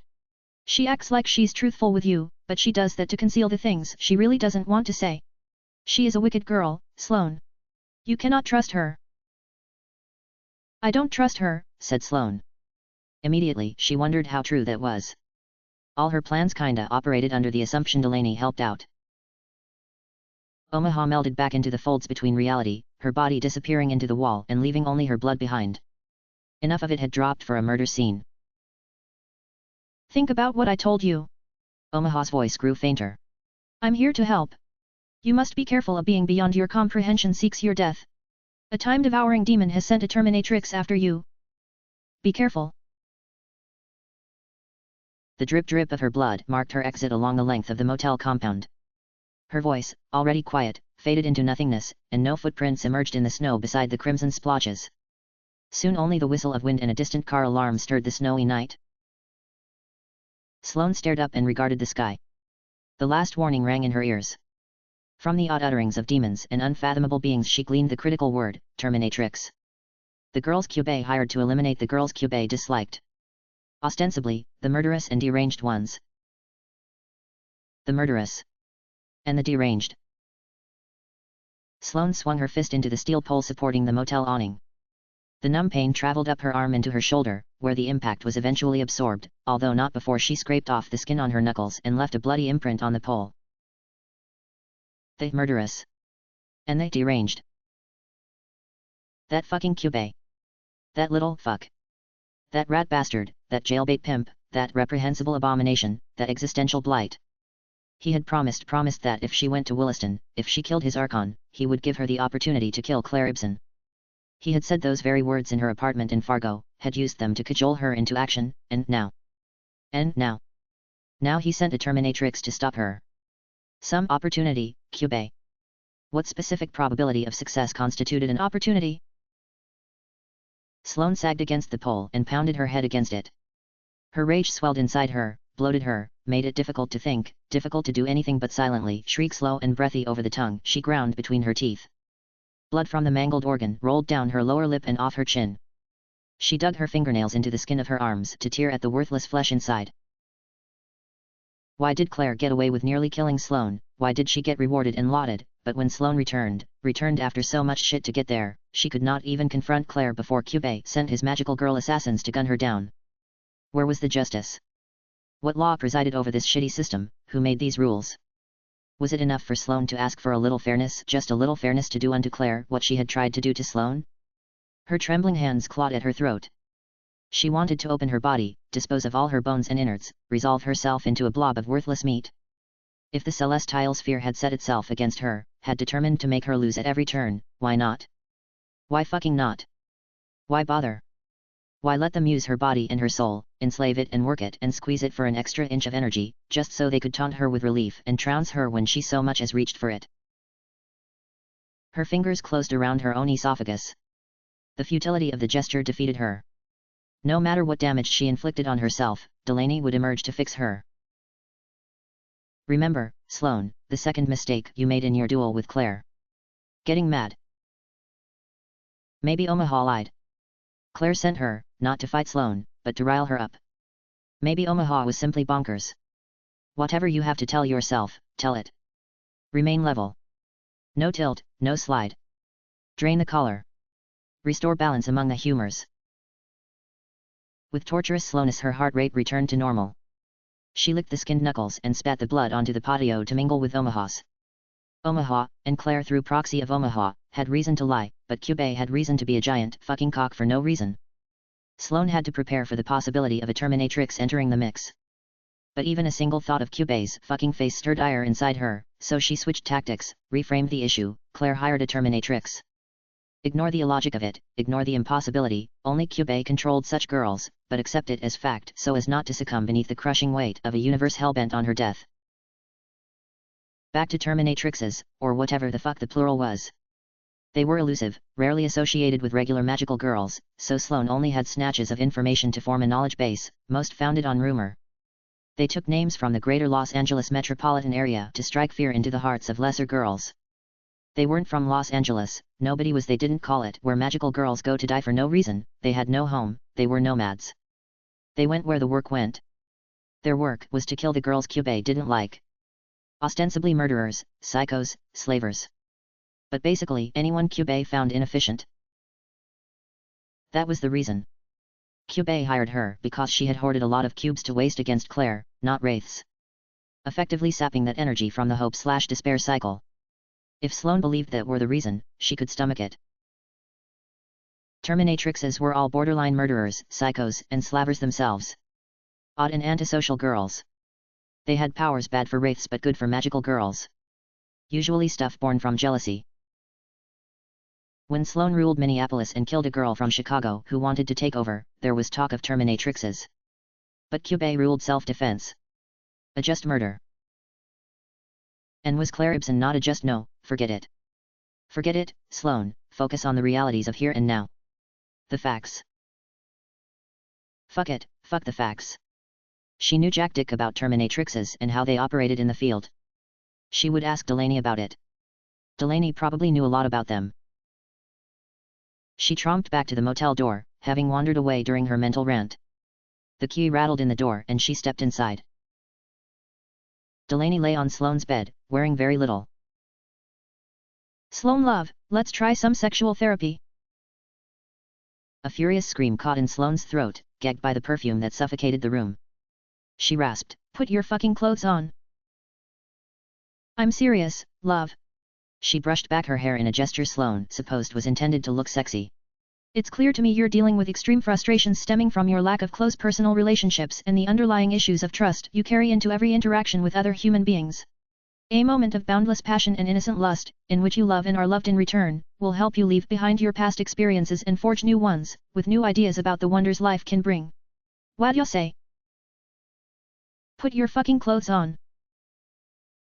Delaney pulled herself onto her knees and leaned over the edge of the bed. "Come on, Sloane. Have you ever loved anyone before? We could die tonight, or tomorrow, or the next day. Do you wish to die so empty and alone?" Her dead eyes brimmed with desperation.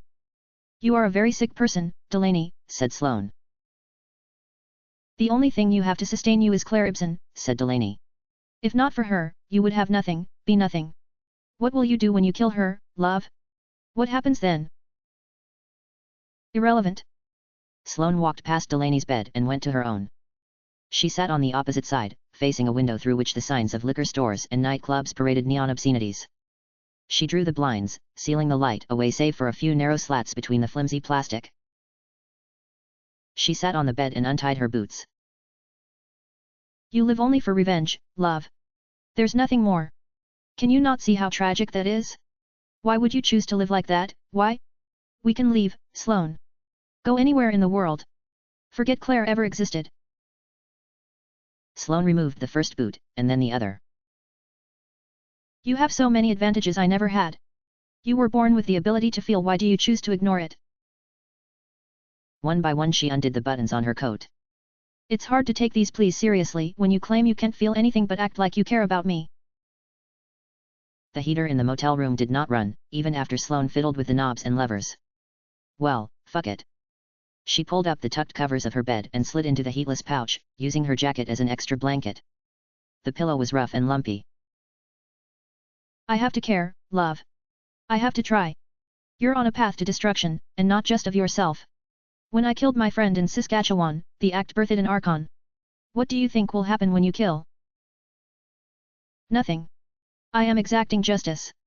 If an impartial God exists, he or she will know the truth. If not, nothing matters anyway. Turn off the light." She rolled over in the bed to turn away from Delaney and wait for the sub-zero chill to subside before she could sleep. She prayed to Omaha's female god to shut Delaney the fuck up. And also prevent her from doing anything fucking weird, like slither into bed with Sloane or molest her in her sleep. "If that's how you feel," said Delaney. "Very well." The light turned off. "Wake up," whispered a voice. Sloane rolled over and swatted the annoyance. Her hands swished against the edge of something, but the world lacked definition or focus. All remained dark and only faint silhouettes composed the space around her. Lumps, bulges, lines. A nightstand, a bathroom door. The bed opposite hers, where Delaney tossed restlessly. She rubbed her eyes. If Delaney was asleep, then who? A dream? "You're in danger," the voice whispered again. Sloane knew that voice. As her eyes adjusted, she noticed the long dark splotches that coated the floor between the beds, shiny in the lines of light that filtered through the blinds. An invisible arm wrapped around her chest and forced her down as a tremendous gunshot shattered the window.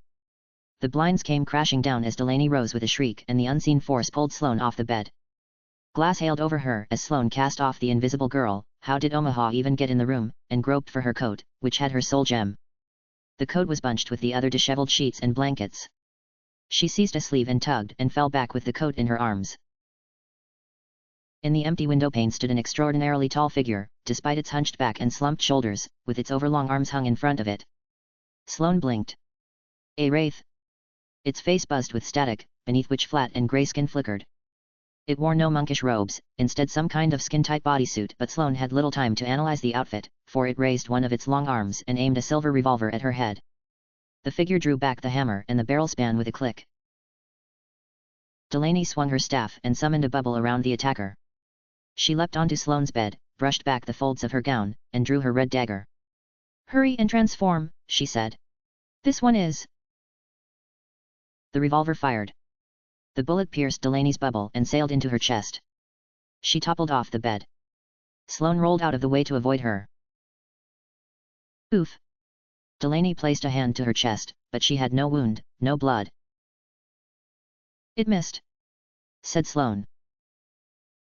The gun fumed as the figure turned its metallic face toward Sloane. It was not a wraith, the torso beneath the bodysuit was obviously female. A magical girl wearing a mask that imitated a wraith. The figure uttered a low, synthetic growl, like the screech of a dying computer. With jerky, mechanical motions, it placed its hands against its head and snapped its own neck.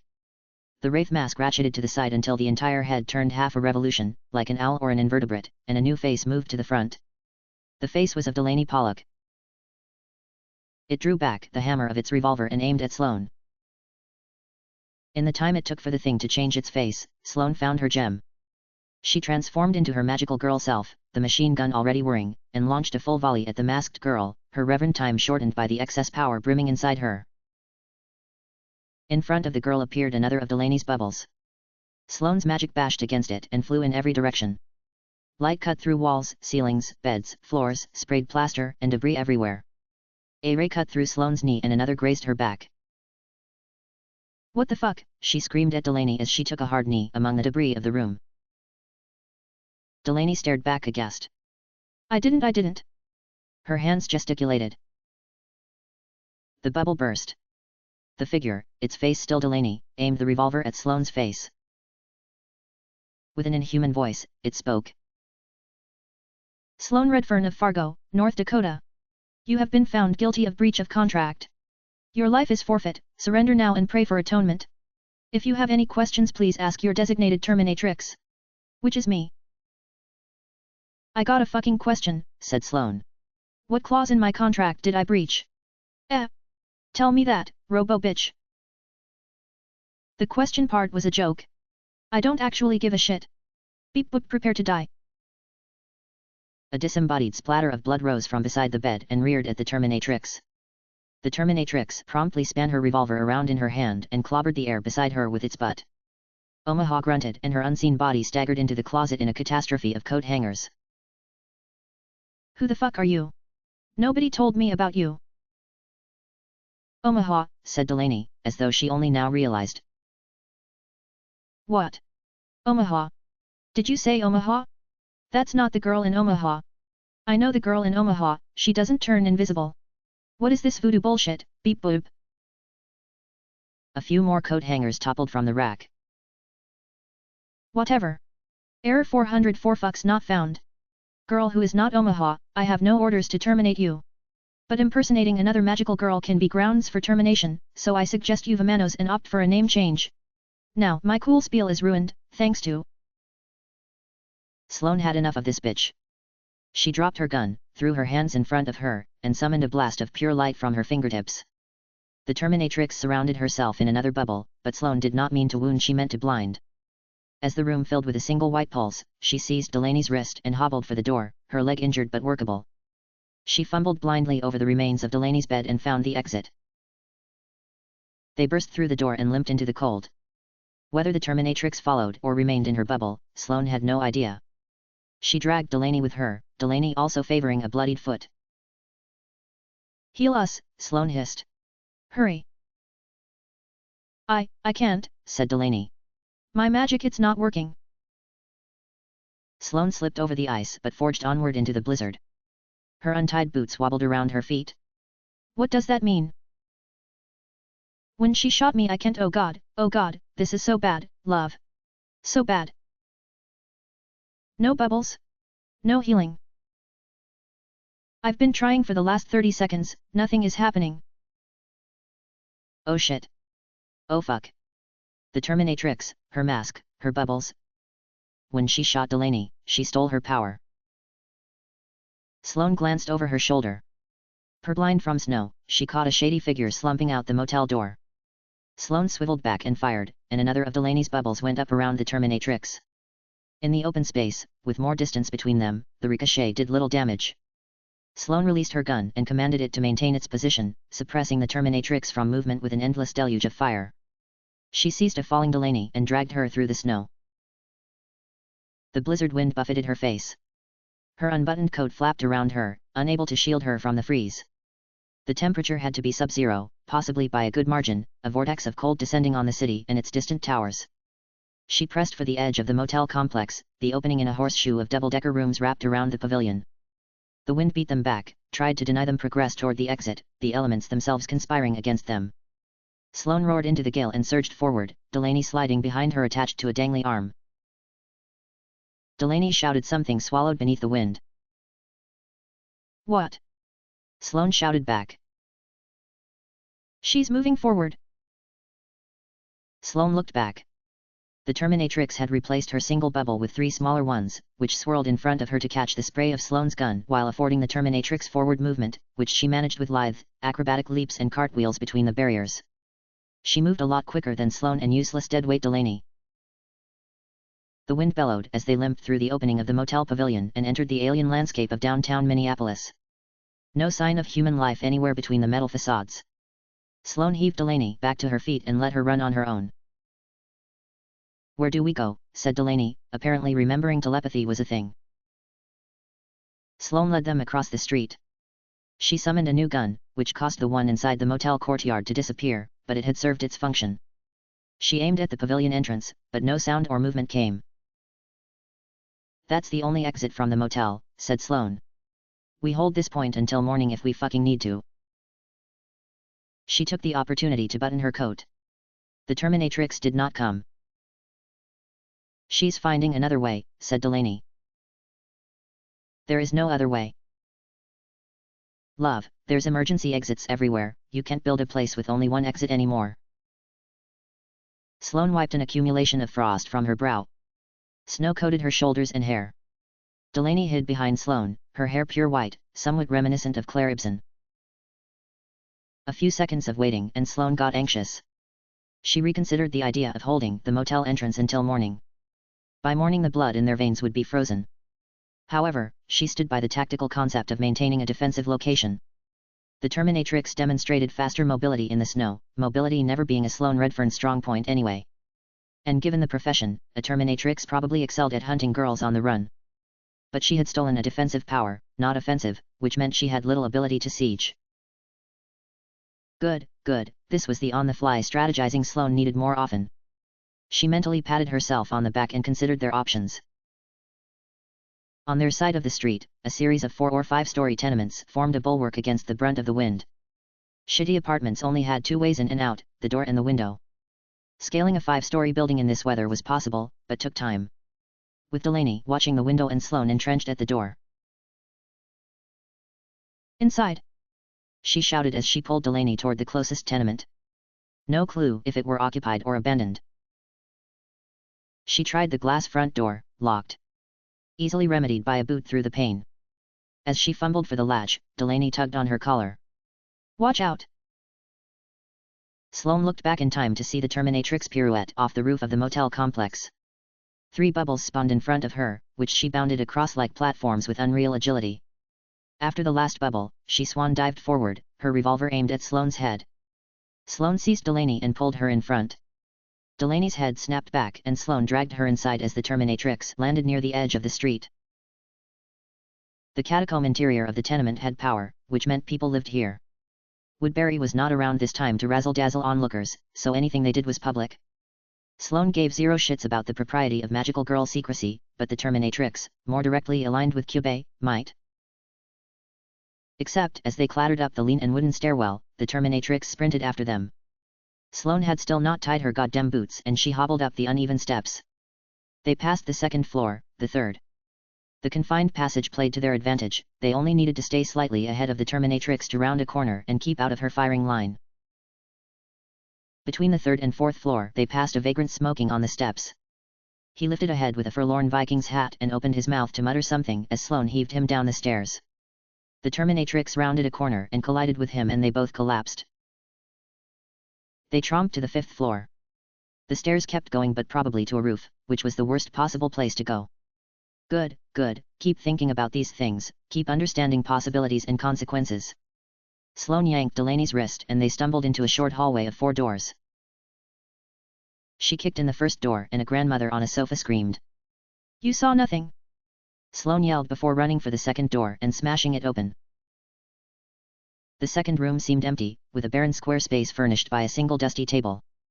Sloane flung Delaney inside and tried to shut the door, but she had mangled the bolt and it only butted against the frame. At the end of the hall, the Terminatrix emerged. Stay the fuck there, said Sloane. She covered herself in the doorframe. I'll fucking shoot, you want civs involved? She tilted her head just enough out the frame to check that the Terminatrix had stopped. Grandma next door already saw us, Sloane added. And the vagrant in the stairwell. Police gonna come, you wanna get involved in that shit? The Terminatrix said nothing. Only stood there. From the first room, the grandmother made muffled sobs. Come on, let's fucking tango, said Sloane. Let's fucking dance. Let's tear this fucking apartment to the ground, you hear me? I don't give a single fucking shit how many fucker apartments I gotta level. Let's fucking do it. For another moment, the Terminatrix stood in silence.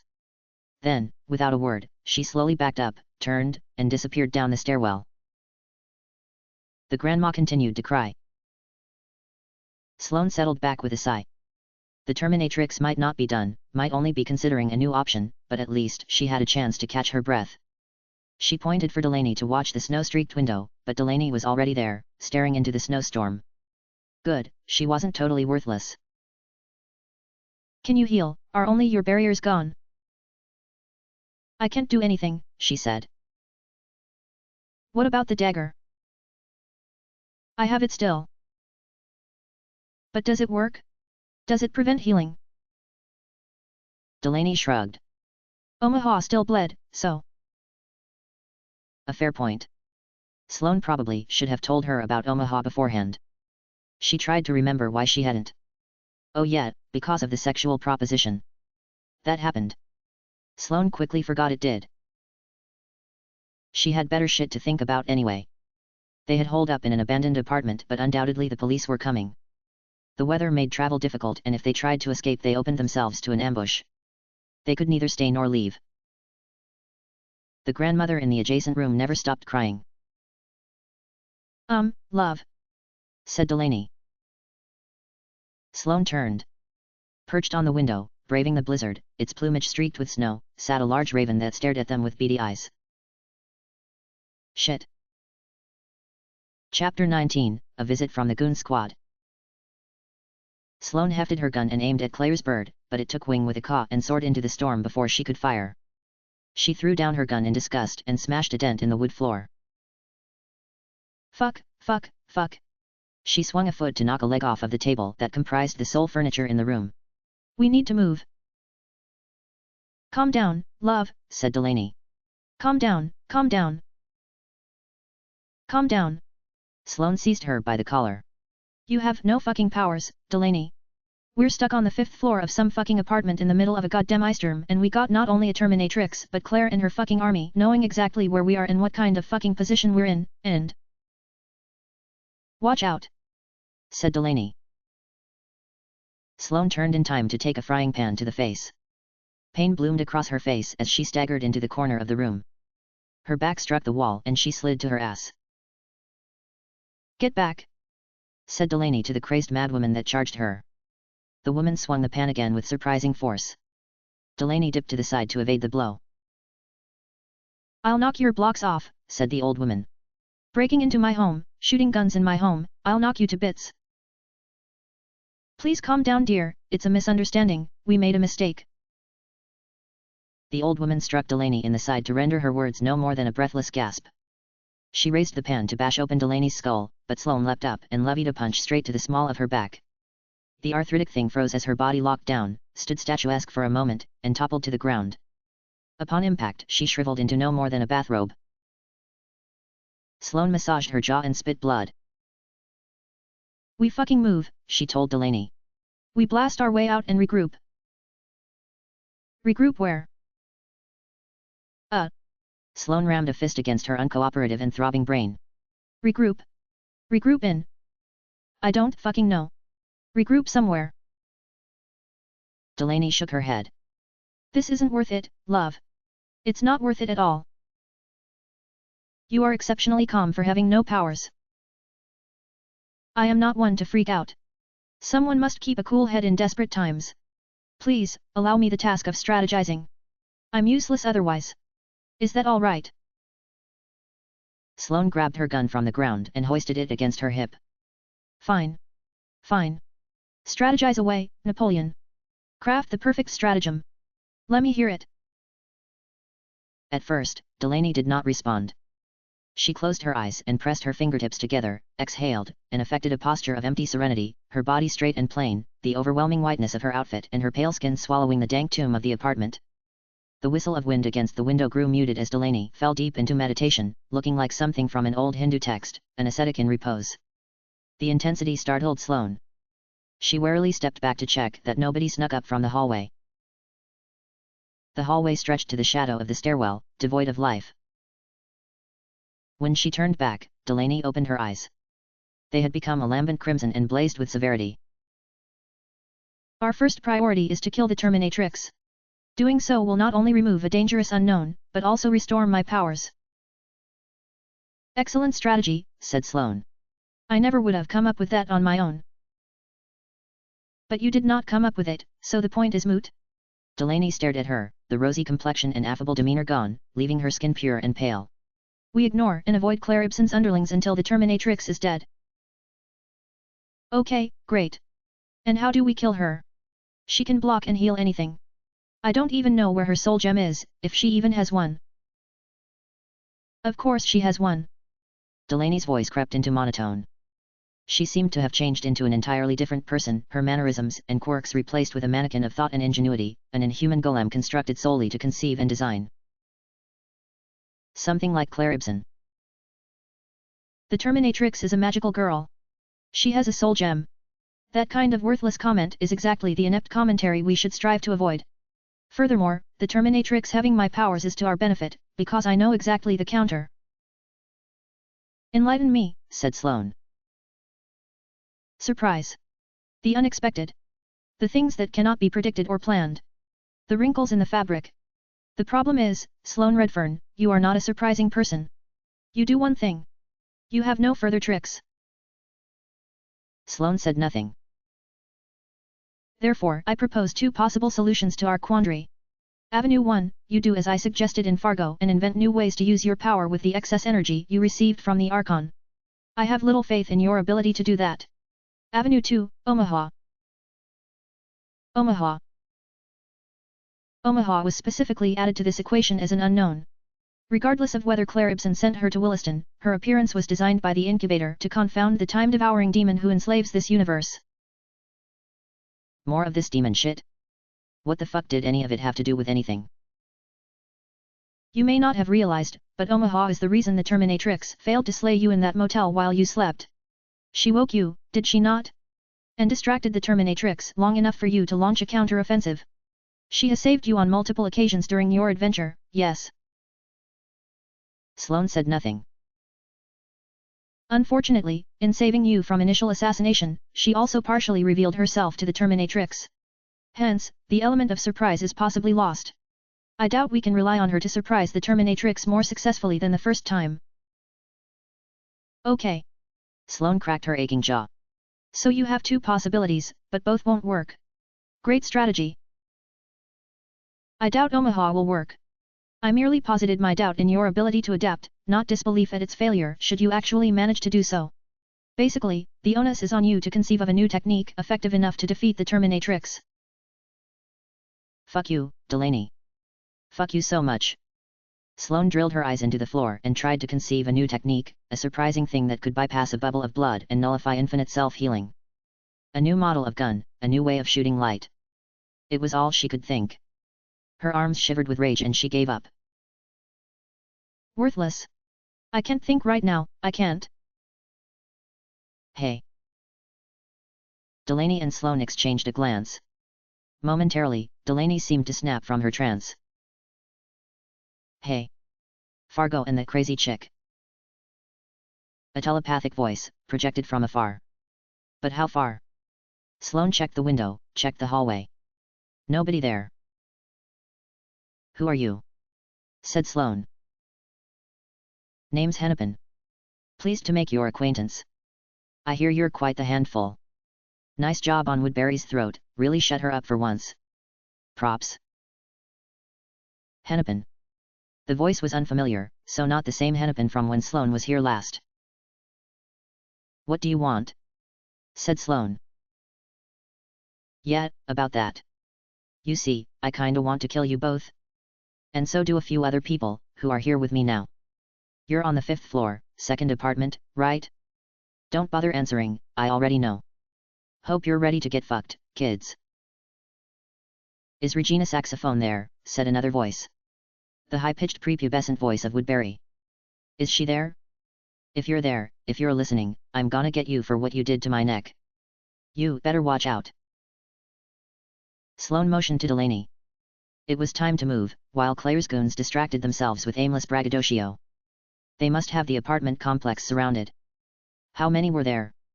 Hennepin, Woodbury for sure. Probably Bloomington and the Silver Disc Girl. Plus Claire herself. Not to mention, a Terminatrix slinking around waiting for an opportunity to strike. Delaney nodded and followed Sloane down the hallway. They crept carefully, checking the corner before descending. What will you do? Said Delaney. You cannot possibly fight them all at once. You had difficulty with the 2 earlier. The point is, said Hennepin's voice, we're coming for you. Prepare your collective rears for a nice reaming, okay? I'll find a way, said Sloane. I'll get creative. She did not feel particularly creative, but she felt mad as fuck. Felt like annihilating some bitches.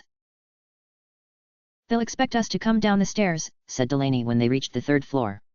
I propose an alternate route. She tugged on Sloane's sleeve and indicated the window at the end of the 3rd floor hallway. Wind howled across an empty black void. Sloane snarled and brushed Delaney out of the way as she went to the window and looked down. In front of the apartment entrance, 2 police cars blared red and blue lights. An officer in a furred coat shielded a walkie-talkie while maneuvering a lit cigarette masterfully in his other hand.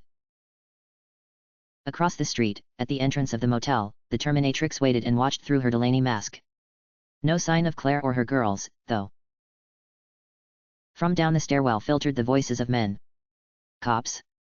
They were getting louder and their footsteps pounded up the stairs. Shit, said Sloane. She was holding a rather large machine gun and did not feel like putting it away. I can handle this, said Delaney. Delaney placed her palms against her cheeks and wrenched her neck to the side with an audible crack. Her eyes changed from red to blue and her cheeks went flush with rosy complexion. She assembled an expression of terror on her face, piecing the cues and subtleties in her features, moving one by one like a checklist. Mouth tilted downward, check. Eyes wide, brow furrowed, check. Hands held up, fingers hooked into trembling claws. She reverted to her civilian clothes in a flash and scampered toward the stairwell. Help, help! There's a girl with a gun. As if summoned by magic, 2 officers emerged from the floor below. The one in front, with a frosty mustache, caught the flailing Delaney in his arms. Whoa there Missy, calm down now, you're safe with us. He nodded to his heavy-set partner, who passed them with his gun drawn. Now where's this girl, where did you see her? Delaney pressed her body against Mustache Cop and affected a sniffle. She aimed her twitching finger down the hall, toward Sloane. Her. Sloane barely had time to comprehend what the fuck Delaney was doing, because both Mustache Cop and Fat Partner pointed their guns and shouted freeze hands over your head in perfect unison. Sloane rammed her gun through the window and flung herself headlong down the side of the apartment complex. Sorry, love. Said Delaney's voice. Had to get you out that window. Remember, ignore the others, kill the Terminatrix. I'll help as best I can. Sloane hit the roof of a police car and rolled forward to absorb the impact. She slid to a halt on the windshield, next to the baffled walkie-talkie cop. As he regained his senses and struggled with a holster strapped to his belt, Sloane decked him in the face and laid him flat in the snow. Something in the sky glimmered.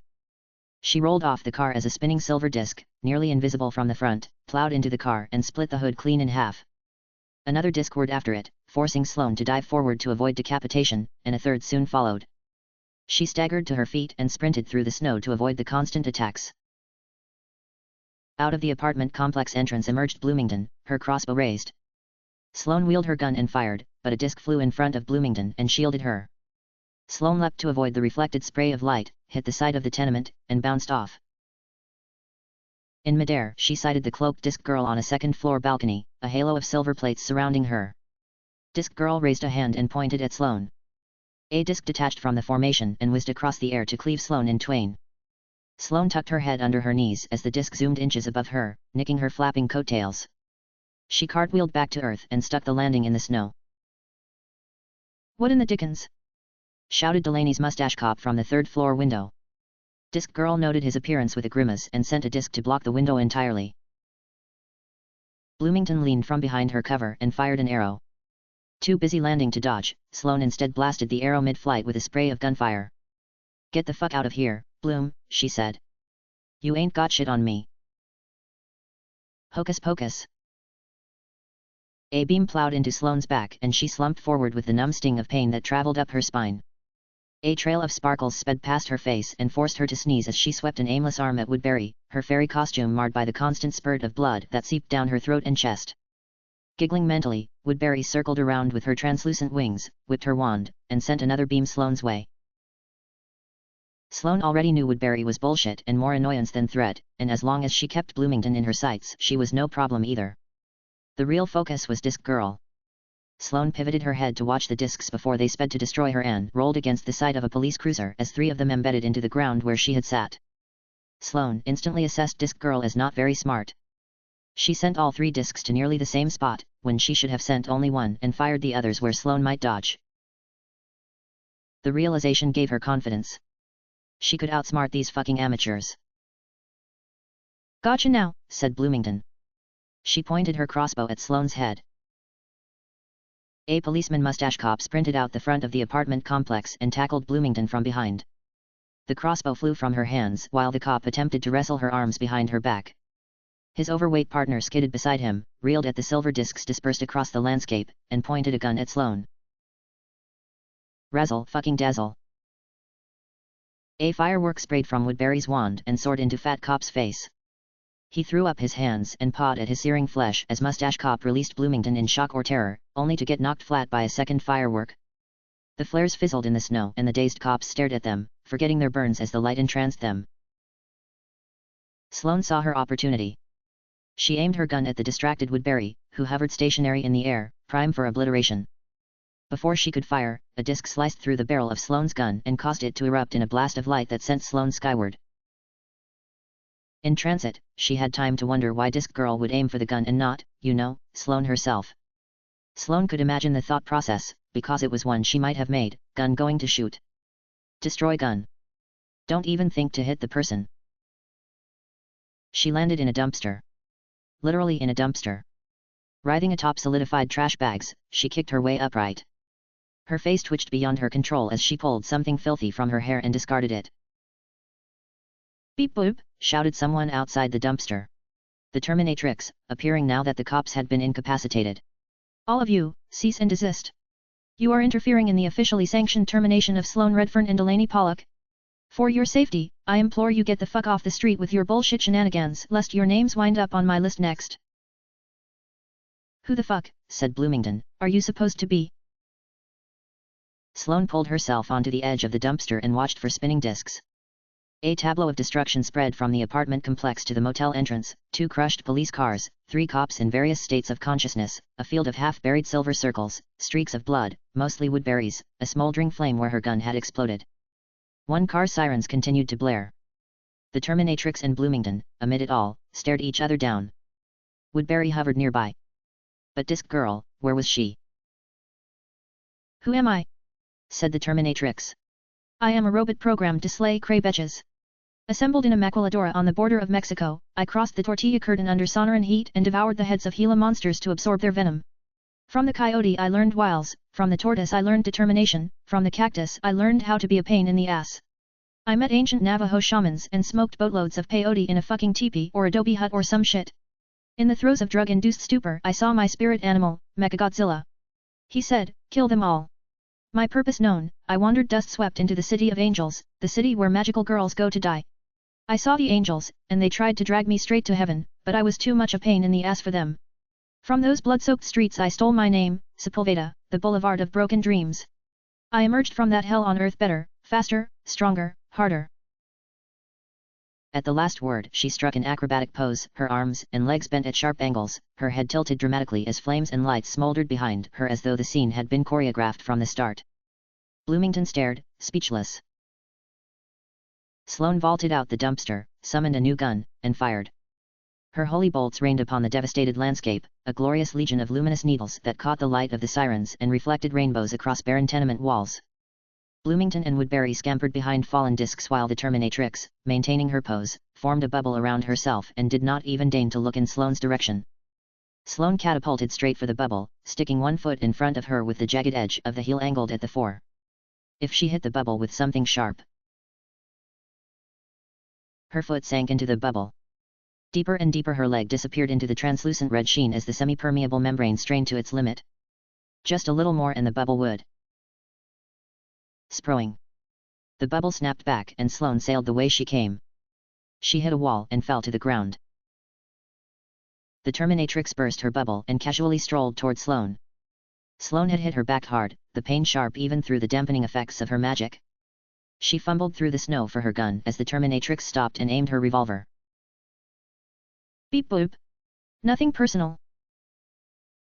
A silver disc plowed through the Terminatrix, lodging vertically in her torso. Sloane shambled away as after a pause another disc sailed through the Terminatrix's neck, removing her masked head cleanly. A third disc took off the arm holding the gun, a fourth removed both legs.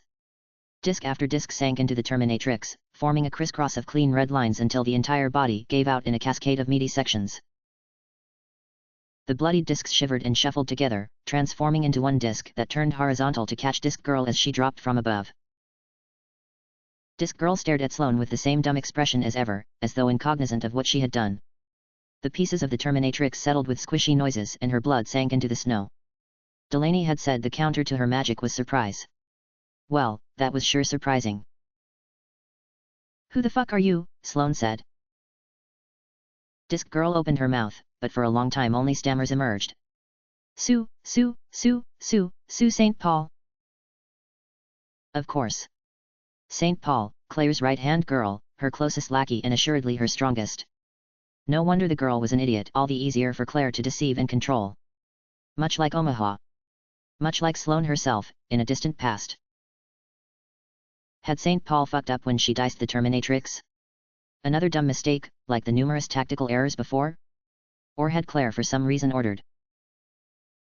From the disc she stood upon, St. Paul drew an identical disc and span it in the air beside her. Gem. Give me. Gem. The remains of the Terminatrix quivered and shook. Wait, the Terminatrix had Delaney's powers. Which meant... Sloane tilted her ear toward St. Paul and cupped a hand over it.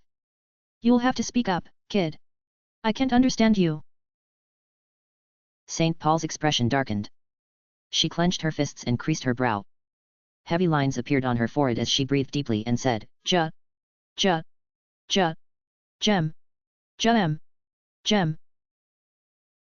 What? Sloane yelled like an old person. What did you say?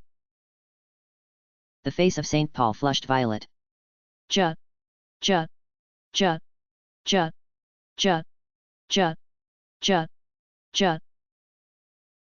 With one graceful swoop, the fully formed Terminatrix flung herself from under the disc, flipped over its edge, and kicked St. Paul in the gut.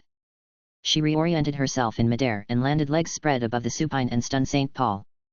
Her Delaney mask gazed into St. Paul's doofus eyes. Beep boop. You have interfered with an official fucking termination, you shall be restrained for your own protection. She placed her revolver against St. Paul's neck. It took Sloane only a moment to realize she did not want the Terminatrix to have the powers of both Delaney and St. Paul. She reared up and slammed her gun against the Terminatrix's skull. The Terminatrix cried with a surprisingly unaltered voice as Sloane threw herself on top of her, groping hands around her throat before she could defend herself with a barrier. Surprise, motherfucker, said Sloane. She needed to find the Terminatrix's gem and smash that shit to smithereens, get Delaney her powers back, and run ripshot over the fucking travesty of a situation here. She fumbled her fingers across the sleek leather bodysuit in search of a pocket, a decoration, anything that might hold a gem. In the corner of her eye, Bloomington charged her with the crossbow. She rolled to the side and held the Terminatrix's writhing body as a shield. It caught 3 of Bloomington's ice arrows around the spine, the ice instantly spreading and petrifying the resistance of the Terminatrix. Woodbury, now, said Bloomington. 4 small things zipped out of the air. Each seized one of Sloane's limbs and like the armies of Lilliput pinned her down. The 4 Woodbury fairies mentally groaned as they struggled to force ankles and wrists against the snow. Fucking shit, thought Sloane. She deals with one girl and the next one blindsides her. Claire had not even shown yet, or Hennepin, or Ramsey, or Anoka, or any other girl Claire might keep on psychological payroll. Sloane flexed and fought against the sputtering fairies as droplets of their blood pattered her coat. The moment she managed to lift an arm, the other 3 fairies suppressed her other limbs. Bloomington leaned over her and trained her crossbow at Sloane's face. St. Paul rose and blinked.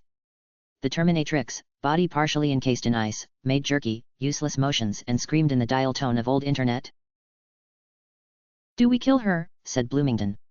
Her gem's in one of her pockets. Do we kill her, or bring her to M? St. Paul considered her words as though they were the quadratic equation. Her lazy eye boggled in its socket. M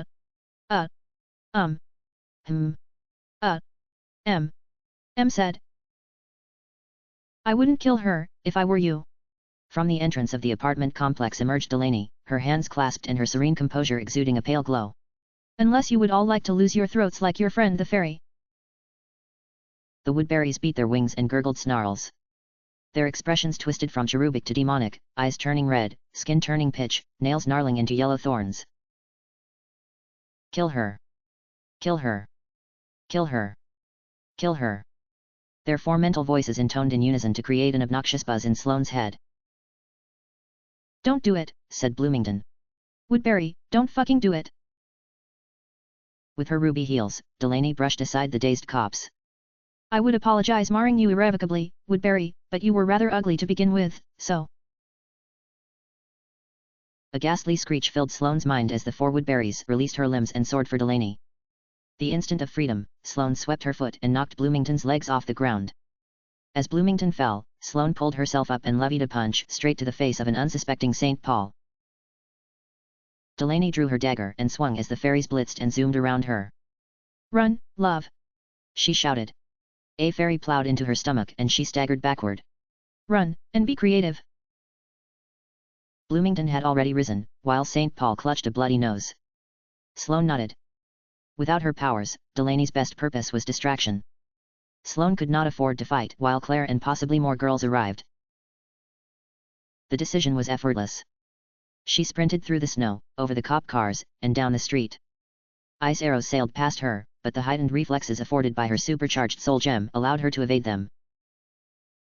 As she span around a corner and blocked Bloomington's line of sight, Delaney's voice said, "Please, love. Be creative. I'm sorry to fail you." Sloane had more pressing issues to worry about. A long alley stretched before her, shielded by overhanging roofs and balconies. With less snow underfoot, her speed increased. She cleared overturned cans of garbage with nimble leaps, spurred by the secure thump-thump-thump of her feet. Thump. Thump. Thump. She glanced over her shoulder. No Bloomington, no St. Paul, no Terminatrix behind her. Thump. Thump. Thump. The alley twisted like a helix. Dumpsters and trash stuck to the walls. A man stood upside down from the bottom of a balcony as he smoked a cigarette. The sky stretched beneath her and her feet clattered against the ceiling. Thump. Thump. Thump. The buildings curved inward, their bricks bent and sloped. Sloane sprinted around and around the spiral corridor. 2 figures stood in the distance. Thump. Thump. Thump. It was not her feet that made that sound. It was a drum. One of the 2 figures sat at a large contraption. Before the white hair and white toga came into focus, Sloane knew who it was.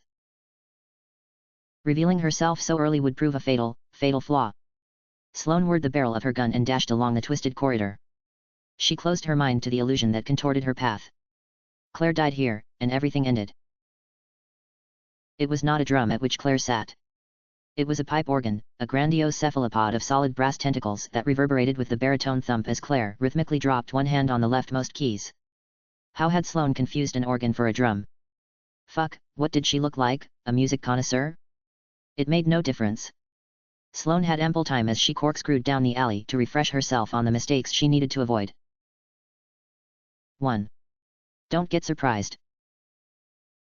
2. Don't get angry. 3. Don't be a dumbass. Right. Sloane's gun revolved at full speed, needed only a slight push from her magic to blast Claire with light. She stayed her power to watch and react to Claire's tricks. Claire only had one instrument currently, and she had another figure beside her, a girl in a shiny lab coat with a collar that went to her ears. Keep in mind the variables. Expect other girls from behind. Claire slammed her hand down on the organ keys and held it there, allowing the gong-like blast from the pipes hang loud and long in the air. Sloane skidded to a halt as a vast depression opened in the earth between her and Claire. The pit yawned black and bottomless. Was it a real pit? Depended on how deep it was, Sloane decided. No way could Claire open a bottomless hole in the ground. But a pitfall, concealing a spike trap or some other unpleasantness totally possible. The organ echoed into silence. Claire waited until the note died altogether before raising her eyes from the keyboard and tilting her head toward Sloane.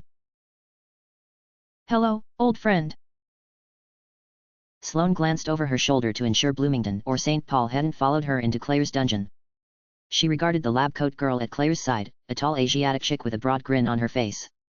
Nobody Sloane had seen before. The lab coat suggested healing powers or science or some shit, but it could be meaningless. Either way, Claire had obviously come prepared with some way to stop Sloane's fire, or else she would never open herself to the danger.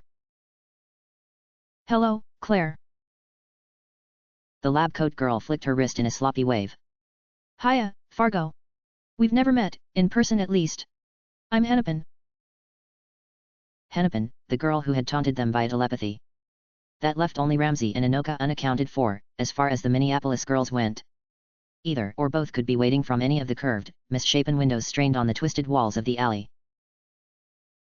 So's the plan to end this here, Claire? Said Sloane. 'Cause I'm down. Getting tired of waiting anyway. Claire's eyes wandered. I suppose so. I must inform you, my old friend, that your highly illegal actions have distressed the girls under my jurisdiction and led to seemingly irreparable physical harm in at least one instance. I find this rather insulting, if not a flagrant violation of both etiquette and ethics.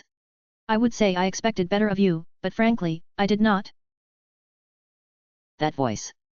That fucking voice. So calm, so measured, so mellifluous and pleasant, so pitched and practiced to sink into an eardrum and nestle like the parasite that stings its host with serotonin to leave its true intent concealed. Sloane would ruin that voice, wrench her vocal cords out her pulsing throat just as Delaney did to Woodbury, before bashing that pretty white-haired head into mushy red pulp. Remain calm, she told herself. Rule 2, don't get angry. You betrayed me, said Sloane. You acted like my friend and stabbed me in the back. Nothing you say changes that fact. Oh, no need to be so dour. Claire pushed her stool from the organ and stood. She stepped aside and nudged the stool back into place under the keys. Indeed, you should rejoice. Your justified death for your attempted murder of at least 6 different girls is actually rather important on a universal scale. Your soul shall play sacrifice so a demon may be overthrown. Before Sloane could respond, Hennepin burst into sharp and exaggerated laughter. The fuck? A demon? The outburst gave Sloane time to think a response rather than say something rash. When Hennepin finally shut up, Sloane said, So it was you who shoveled that garbage into Omaha? Demons, Claire? Really? Is this what you've succumbed to? Fucking disgusting. It is rather ridiculous. Hennepin made as if wiping a tear from her eye as she held down a few wayward giggles. Claire remained unperturbed. She adjusted the sash of her toga. I sought to impart some solace to you, old friend, that your death was important for a higher purpose. Since you seem to spurn even this final respect to our degraded bond, I find myself under the impression that further talk is pointless. Good, said Sloane. I didn't come to debate anyway. She flitted her eyes left and right over the narrow battlefield in search of traps. None she could find, but the Hennepin girl was a wild card. Claire had not chosen her for this confrontation without a good reason. Her place in the metropolitan hierarchy suggested her raw power lagged behind St. Paul, but Claire never relied on raw power anyway. Then we shall begin. Around Claire, coiled like a snake, appeared a golden tuba. She placed her fingers on the stops in her lips to the nozzle, or blowhole, or whatever the fuck it was called. Sloane didn't know and didn't give a shit. When she blew, a funereal dirge began, low and somber and sedated. The pipe organ beside her, keys pressed by phantom hands, contributed to the score. The alley filled with the dead tone as around them the already twisted corridor began to melt, the bricks and windows and balconies drooping and dripping in thick globs of paint, running down the walls to swirl into the great black hole Claire had placed in the center of the battlefield. The congealed multicolored liquid ran past Sloane's feet with a viscous tug, but she held her ground firm and waited for Hennepin to make a move or at least reveal her weapon before Sloane launched into a hasty attack. The melting had to be an illusion, meant to disorient and confuse. Claire and Hennepin, in their plain white uniforms, blended into the deluge of sedated colors, and if Sloane moved or changed her vantage she could easily lose them. Maybe that was why Claire picked Hennepin over St. Paul, specifically for the color of her magical girl outfit. That seemed like such a Claire thing to do. The song droned. Hennepin scratched her neck, Claire stood firm. Sloane stood firm. The pool of buildings and windows and features grew thicker, stronger, but Sloane remained still. She realized a new problem the melting landscape caused: she had no idea where to find another firm surface. Everything ran, everything dripped, nothing remained solid. She quickly checked behind in case somebody snuck up on her. She had to move eventually, but where? Come on, this is boring, said Hennepin. Even her voice seemed to melt. It undulated through the liquid terrain. I have to be up early tomorrow to stream for my fans in Europe. I don't have all day. The uncertainty immobilized Sloane. She tried to think of a plan, a clever way to circumvent the challenge of the terrain. The pull of the liquid matter grew stronger, threatened to sweep her into the pit. If she jumped, relied on midair acrobatics, but that meant she had only one chance. A horn honked. At first, Sloane thought it was a new instrument Claire had added to her arsenal, a weirdly postmodern sound that chafed with Claire's typical style, but as it honked again, totally out of time with the dirge, Sloane realized it was a car horn. Here? In the alley? At the third honk, a veritable blast compared to the first two, Claire flinched. Her fingers slipped on the stops of the tuba and the song shrieked in disarray, the notes losing control and rhythm, the cadences jumbling and decomposing. The liquid stopped flowing. It lost its physicality, disappeared entirely. Solid walls and floors replaced it, no longer twisted and curved. An ordinary inner-city alley. The massive hole in the ground shriveled and shrank to become an open manhole. Claire's eyes burned. Her hands writhed over the tuba, until it and the organ vanished entirely. She turned to face the hot pink Cadillac that had somehow crept behind her and Hennepin, wedged in the alley with no room for its doors to open. Its headlights sliced through the fragmented scraps of Claire's pocket reality. Sloane shielded her eyes as a shadowed figure popped out the Cadillac's sunroof and slid down the windshield. "What is going on?" said Claire. The shadowed figure stepped in front of the headlights. It was a tall black man in a turtleneck sweater, a beret on his bald head. Of everything Sloane had seen that night, this was the most unreal. Was it possible Claire planned this, too? That it was meant to throw Sloane off? Hello," said Hennepin. "Can't you see we're busy here?" The man in the beret nodded. "Oh hey, yeah, that's cool." He pulled a gun from somewhere and shot Hennepin in the gut. He swung his arm toward Claire. No way had Claire planned this, which meant this was Sloane's chance. She squeezed the trigger of her gun and sent a spray of light in Claire's direction. Claire had already summoned a new weapon, one of those massive violins, a cello. She crouched with the cello in front of her as both Sloane's magic and the beret man's bullet collided. The instrument exploded in a million wooden shards, but Claire was no longer behind it. With a mousy scamper, her slight body dove into the open manhole and disappeared into the darkness. Sloane sprinted for the opening. This was it was happening, she had Claire on the run. She gave zero shits about the Cadillac, or the man in the beret, or fucking anything, only that she had Claire trapped without plans and stratagems, without control and power. She skidded for the manhole as a quick ditty percolated from the sewer below, something from a wind instrument. The sound gave her pause, made her consider what augmented reality she might plunge into, and by the time she decided she would take the risk, the manhole cover slammed back into place, under the control of Claire's magic. Sloane fell to her knees before the manhole and tried to pry it open with her fingers, breaking almost all of her nails. The cover did not budge, held fast by Claire's magic. Sloane staggered back, aimed her gun at the cover, and fired. The spray immediately bounced back and caught her in the chest. She flew back, crested in air, felt the tug of gravity, and lost consciousness as her skull cracked against the pavement. Chapter 20, Justify the Ways of God to Men. Nestled in a sick and sallow aura, shrouded behind locked doors and mystic spells and armed doll guards in large furred hats, past a floating bulletin board of papers and statistics and records and forms, beyond a pendulum locked in endless oscillation between states of emptiness and hollowness, in a shell of a home in a darker corner of a half-fabricated city, here kneeled Homura Akemi, arms gliding around a shadowy orb from which poured silken mist that obscured the confines of the room. Her eyes gazed into the orb as nebulous shapes and forms beneath the glass merged into tangible objects and landscapes. Her mind warded away thoughts that she ought to do something else, like join Madoka on her nightly wraith hunt. For the first time since she had become this unholy abomination, she had called Madoka over the phone and feigned illness. I'm sorry. I have to stay in bed. Cue 15 minutes of Madoka's effulgent, benevolent, selfless concern for Homura's well-being. How serious? Are you coughing? Maybe I should come over and keep you company. That's why you shouldn't spend so much time brooding on windy rooftops. Friendly, spontaneous giggle. Homura had to remain very calm and level and respectfully decline all Madoka offered, and even then she suspected she would receive a card or baked good when she turned up for school the next day.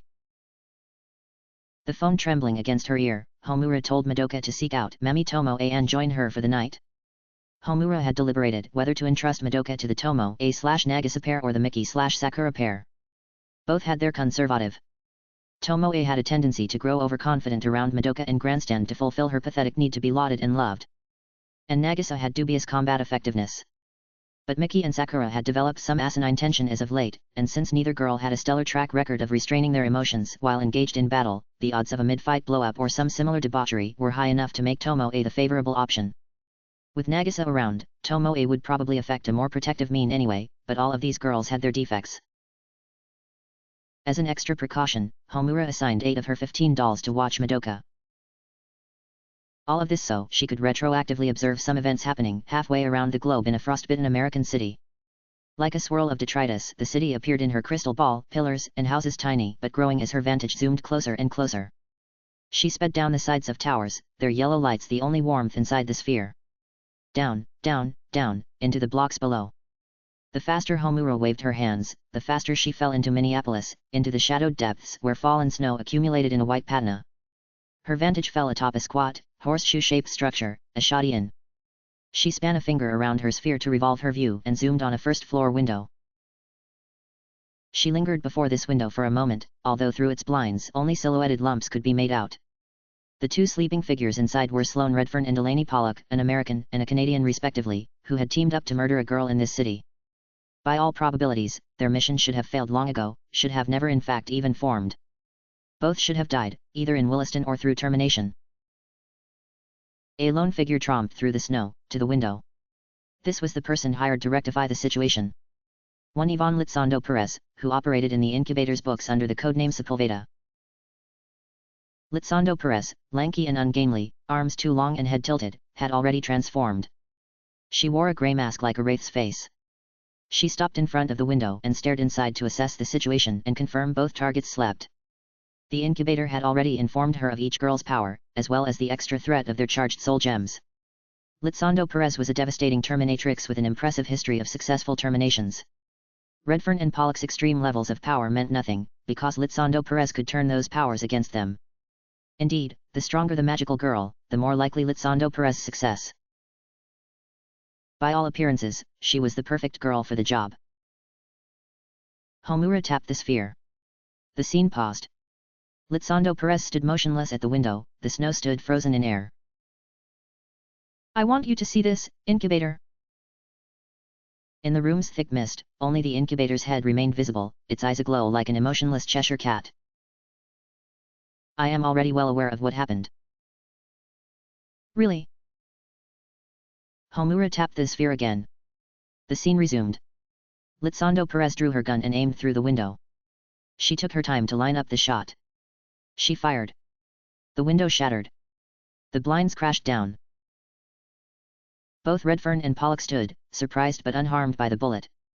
Although the bullets from Lizondo Perez's silver revolver did not wound, a quick fast-forward revealed both Pollock and Redfern were capable of using their powers, until a second shot struck Pollock. But by then, Redfern had reclaimed her soul gem and managed a distraction to escape. The scene froze again as Pollock and Redfern shambled half-dressed out the motel. The ensuing chase and subsequent appearance of Claire Ibsen and several other girls did not change the ultimate situation. Redfern remained at large and in control of her powers, and still a serious threat to Ibsen's life. Did you see that? Miss Yvonne made an error. Did she? With her target asleep and unmoving, with nothing to distract her, with plenty of time to adjust her aim, she missed her initial shot? Yvonne Lizondo Perez is more competent than that. Errors happen, especially when humans are involved. Let's watch again. From the inside. Homura flicked her wrist and the scene rewound. Pollock and Redfern ran backward through the snow, tussled with Lizondo Perez, and immediately fell back to sleep as the window repaired itself magically. The trajectory of the view switched from outside to inside. The scene started again. Redfern tossed and turned, woke up. She propped herself on one arm and stared at the space between her and Pollock's bed. Then, she flattened herself against the bed the exact instant the window burst into glass and the blinds clattered down. The scene paused. Homura said nothing. It is not unreasonable to assume that when Miss Yvonne stood in front of the window, she blocked a light that was shining on Miss Sloane, waking her in time to react to the shot and thus escape harm. Homura rewound the scene again. Zoomed in close on the side of Redfern's bed. Blood coated the carpet. When Redfern woke up, her lips moved, as if speaking to someone. Pollock, perhaps, in an attempt to rouse her. Except she was not looking at Pollock. She was looking between the beds, where the blood was. The incubator said nothing. Again, Homura zoomed in. Very close to the side of the bed. Where, from an unidentifiable source, as if a tear had opened in the side of reality, a thin but steady trickle of blood flowed. Explain this. She watched him for an instant of hesitation. His face and voice never changed, but his reactions fluctuated by a factor of nanoseconds if something caught him unawares. He did not miss a beat. It appears to be a large quantity of blood from an unknown source. I see that. Homura angled the view slightly. I am asking what this source is. Your power is greater than mine. With the ability to view any point in time at your leisure, with additional near omnipotence to aid you, you are in a much more likely position to know the answer to that question. Unfortunately, that near omnipotence happens to falter when it comes to things I cannot see or sense. I have a suspicion, however, that this blood comes from a magical girl with powers of invisibility. Am I correct? It is a reasonable hypothesis. Homura brushed back her hair. I am aware it is a reasonable hypothesis. What I am asking you, before I figure out myself, is which girl have you contracted in this area with the ability to turn invisible? Currently, 35 girls are in operation worldwide with that ability or a similar ability. Would you like to see the list? The list appeared and floated beside the crystal ball. Homura glanced it over and absorbed the names, dates, and places in an instant. Girls from Cambodia, Burkina Faso, South Korea, Bangladesh, Uruguay, Azerbaijan. 4 from North America. Of the 4, 1 had never left Guatemala, 1 was a fresh contract in Sacramento, and 1 held considerable renown in the competitive Mexico City area. The 4th was named Omaha. This girl has no surname, said Homura. She was abandoned as an infant. Her adoptive father was abusive and refused to name her. She was kept from contact with the outside world. After she contracted and escaped her domestic life, she took the name of the first word she saw on a highway sign. The exact miserable specimen you enjoy shackling to your cause. Omaha is one of a small percentage of girls who is routinely satisfied with her wish. She considers contracting to be a liberating moment, rather than an enslaving one, as so many girls seem to think for some reason. Homura peeked into Omaha's file. The first few examples of the bizarre tortures the girl had endured under her adoptive father were enough to explain why her wish had been, word for word, I wish I could just disappear. This is the girl. What is she doing in Minneapolis? I could ask her. I have not collected cubes from her in 3 days. This sat wrong in Homura's head. Redfern and Pollock should have died, but this Omaha girl had saved them. She wondered now if Omaha had acted similarly before. If perhaps she had done so for Redfern in Williston. If perhaps she were the missing variable to bolster Redfern's low chance of survival. With her crystal ball, she could go back and watch events from Williston. But that would take time, especially when attempting to construe the actions of an unseeable girl. Time she could spend. Another day of feigned sickness. But 24 hours with Madoka held at a distance while she fell deeper and deeper into a complicated and overwrought plot was more dangerous than allowing the Minneapolis events to go uninterrupted. The incubator knew Madoka's true form. In the past he had tried to enslave her, and given just a few moments alone with her, who knew what sorcery he could work. Homura's first and foremost priority was to protect Madoka. If her power allowed her the paradoxical ability to watch past times while she froze present time, she could see everything she wanted. Alas, her capabilities had limits. Regardless, it was easy to piece together the incubator's plan in Minneapolis.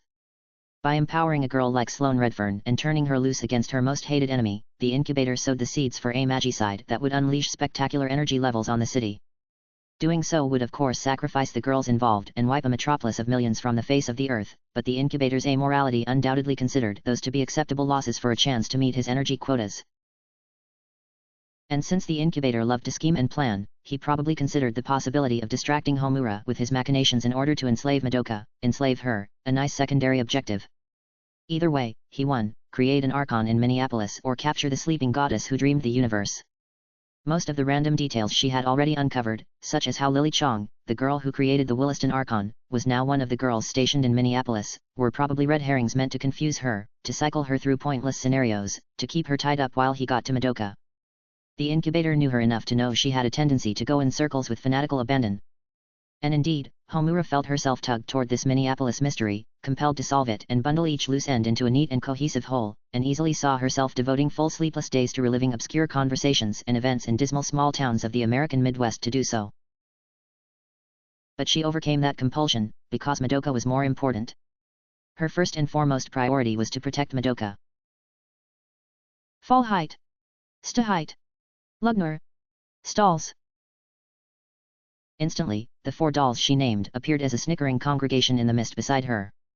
Their elliptical eyes and shark-toothed grins awaited their orders with welcome obedience. Sometimes they appeared with tomatoes to hurl at her instead. Lucky day. She spoke in German. Travel to Minneapolis. Kill Sloane Redfern. Employ all means necessary to succeed. The dolls nodded and made mock salutes, their collective giggle a strange echo in the smoky room. A mushroom puff rose around them. When it subsided, all 4 had vanished. Do you think they will be able to succeed before either Miss Sloane or Miss Claire kills the other? Yes. They are not easily seen, much like the girl Omaha. As she has already proven, the unseen can do much to alter fate. Very well. Am I still needed here? I would like to get back to work. You are dismissed. The incubator vanished and Homura sat in an empty room with her crystal ball frozen upon a wayward splatter of blood in a dingy motel. She had made sure the incubator heard her give her orders to her dolls. Now, she needed only watch his Minneapolis bodies closely. If any of them ran to Omaha or Pollock or Redfern and warned that a demoness had sent assassins after them, she would have the evidence she needed to enact stringent punishment. She had a good punishment in mind already. One sure to bend him to her will. She slithered onto her side before the crystal ball, fatigue invading her. She felt physically drained to be apart from Madoka for so long. She tapped the crystal ball and changed the scene to see what Madoka was doing at this very moment. Minneapolis disappeared, replaced by a vacant warehouse Homura recognized from the Metakiera red light district, a wraith hotspot and a favorite hunting ground of Tomoe in particular. No wraiths were here. It took Homura a moment to realize they had already been eliminated, but she soon understood the reason for the speedy cleanup. In the warehouse were not 3 girls but 5. All of them, Mami Tomoe, Nagisa Momoe, Kyoko Sakura, Sayaka Miki, and of course Madoka Kaname. Sakura gestured emphatically while locked in conversation with Tomoe. Nagisa tugged on Tomoe's skirt. Miki bent over in exaggerated laughter while Madoka nearby covered a polite giggle. They chatted in the aftermath of a successful wraith purge. Who had called Sakura and Miki over? Tomoe. No, it had certainly been Madoka's idea, Madoka who loved her friends, who loved to include everyone, who loved to be around others. Who thrived around others, who blossomed. The more people she could grace with her ameliorating presence, the more people who could feel the love that exuded from her holy aura. Homura quickly froze the screen, unable to stomach more of their happy laughter. The still image in her ball was like something from a Renaissance painting, like a supper or passion or some other gospel scene, Christ around her apostles. She curled her knees under her chin and rocked slowly back and forth on the floor. For if Madoka were Christ, Homura was Judas Iscariot, Pontius Pilate, Lucifer, all twisted into one abominable degenerate. Her sin and her betrayal had been great. She understood her actions but could justify them on no plane of morality, only the bizarre and cataclysmic plane of love. She was loathsome, repulsive, mongoloid. But worst of all was the knowledge that Madoka could be so perfectly happy and content without her, as though she did not even exist. As she emerged from a dry sewage drain, musky with the scent of filth and trembling at the thought of bacteria, Claire fought hard to compose herself and recover from the minor, very minor, setback. Which she could do, she could compose herself. She knew herself rather well, which meant she identified the unpleasant things welling inside her. She knew she had trouble when her plans did not go as planned. Her awareness allowed her to avoid tumbling into pitfalls.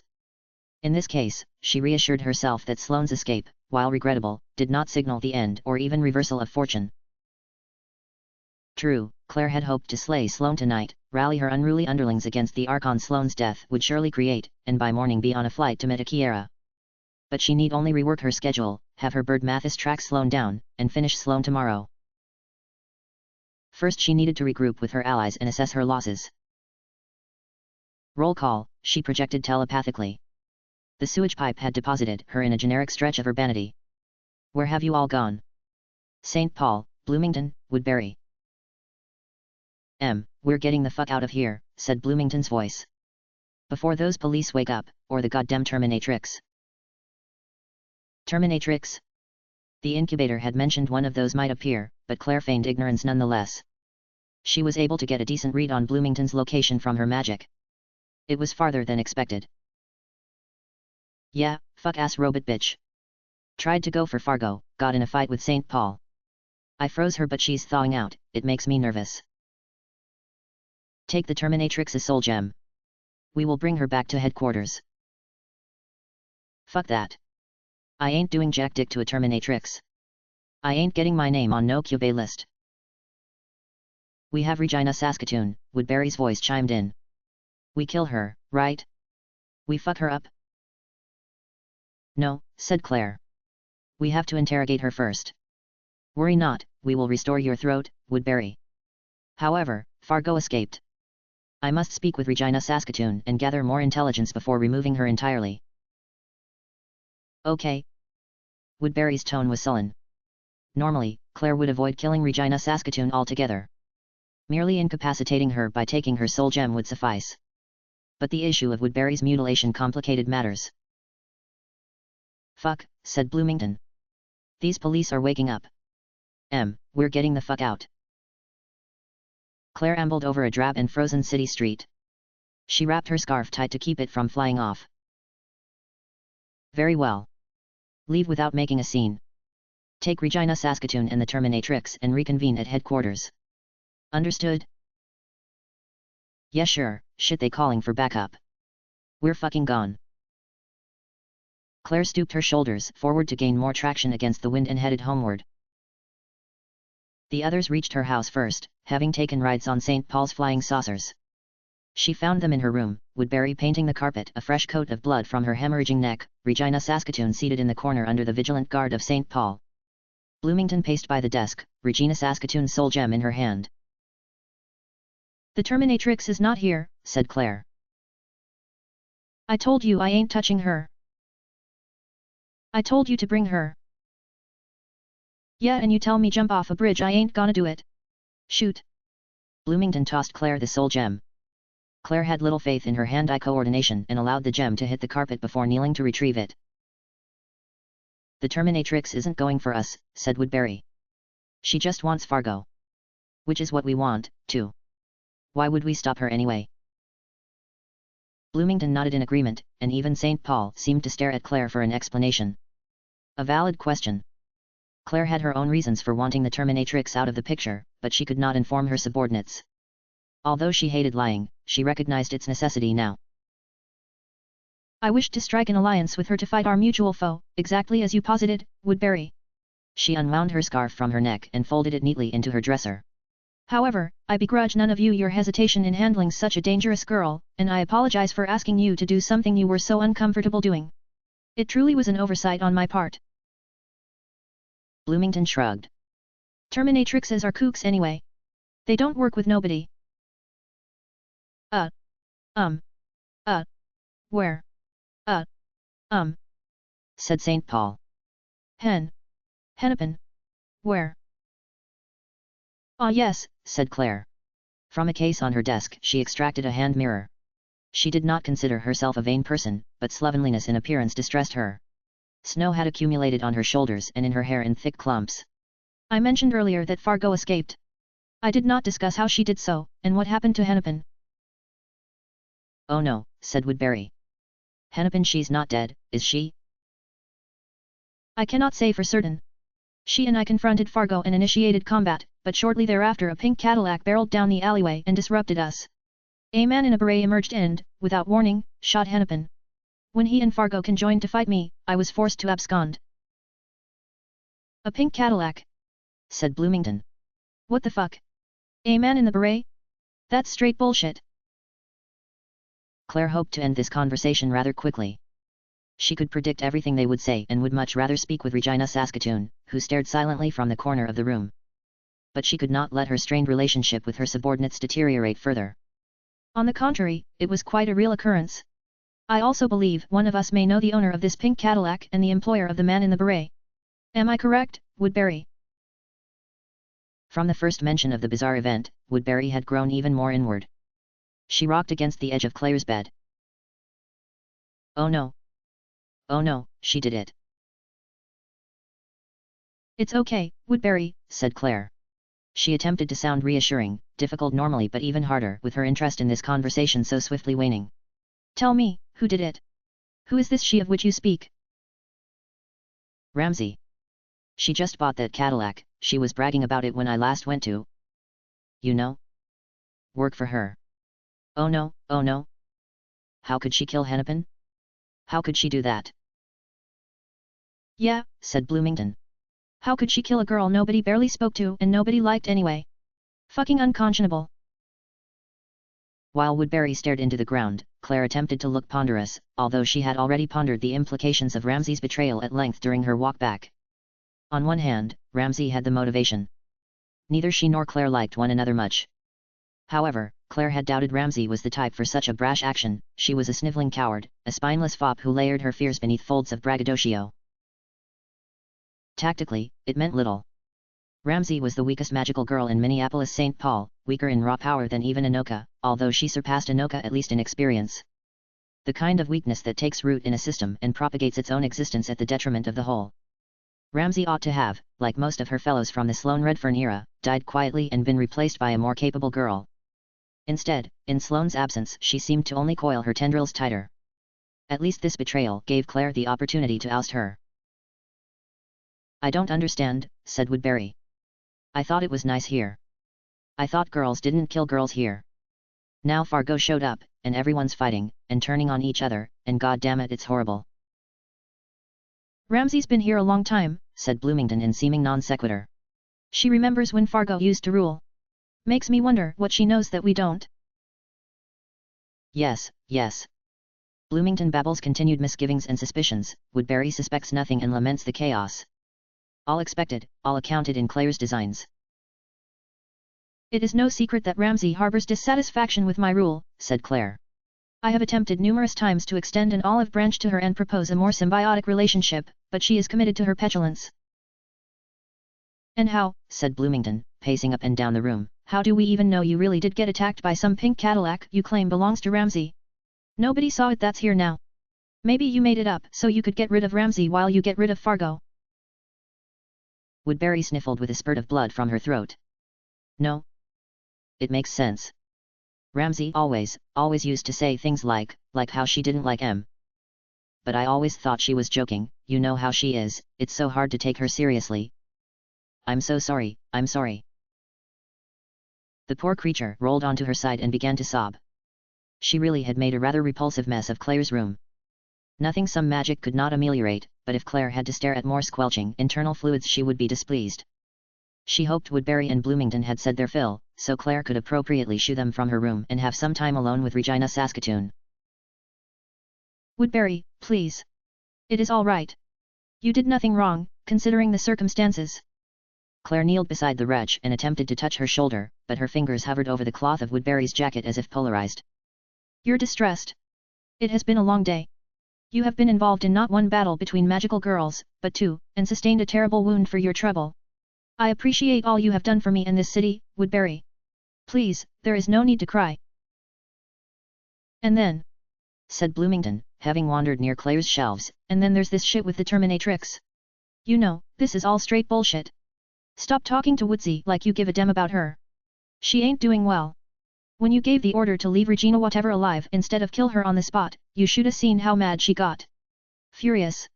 We had to restrain her else she would have done something nutty.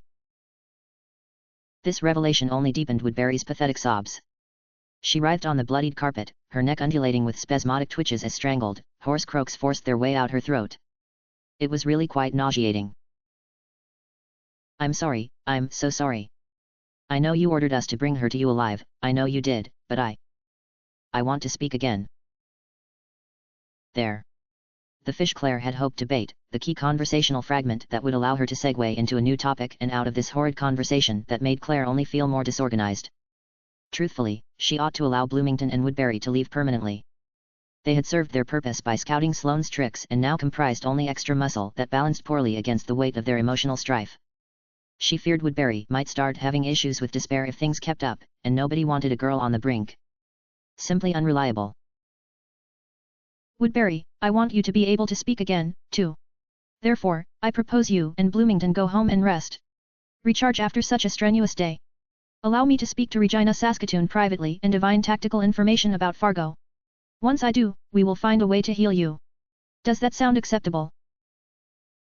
A sob cracked in the ruins of Woodbury's throat as she wiped her eyes with the back of her hand. Claire could tell that waiting until tomorrow was not what Woodbury wanted, but the small girl accepted the verdict nonetheless. Okay. I can do that. Good. As for you, Bloomington, if you do not wish to return in the morning, I fully understand. As I have said time and again, this effort is entirely voluntary. Yeah, I know, said Bloomington. And I think I'll take you up on your offer. I'm done risking my life for stupid shit. She went to Woodbury's side and helped her to her feet. The younger girl unsteadily dried her eyes with her hands, probing deep into her sockets. Claire allowed her eyes to wander so as to not view the spectacle. St. Paul, please help them out the window. I'd rather they not exit through the house, since Woodbury will track blood all over.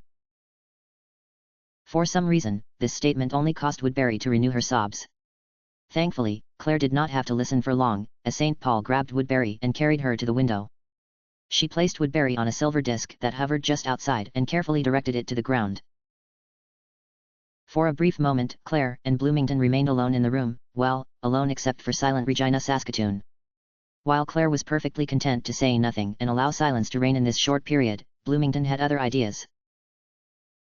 You're gonna kill her, you know. Bloomington kneaded her hands together as she turned her back to shield herself from the cold. Woodbury. She's not doing hot. Now Ramsay's roped into this. Woodbury thinks Ramsay's her friend.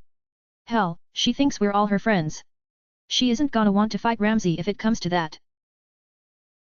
Claire closed her eyes and placed her fingertips together. You may persuade Woodbury to abandon my cause, if you can. Outside the window, the silver disc rose with St. Paul perched atop it. She held out her arms to receive Bloomington. Bloomington levied one last contemptuous glare at Claire, stepped out the window, and descended. To be perfectly honest, Claire had suffered a significant blow in the night's proceedings.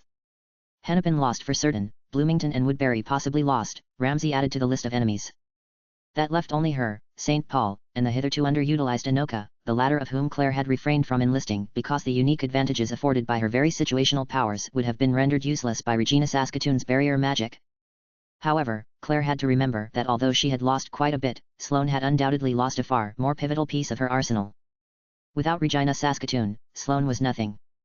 She had developed no new powers, no new strategies, no new outlooks on life during her time in Fargo and Williston. She was the same old Sloane Redfern, the same old weaknesses, the same old exploitable psychological issues. Reasonably, Claire could fight the current Sloane by herself and still win. St. Paul and Anoka more than made up for whatever scanty advantages Ramsay brought Sloane, and it was still indeterminate whether Bloomington and Woodbury would truly abandon the fight. This quick mental catalogue of the strengths and weaknesses of both sides reassured Claire.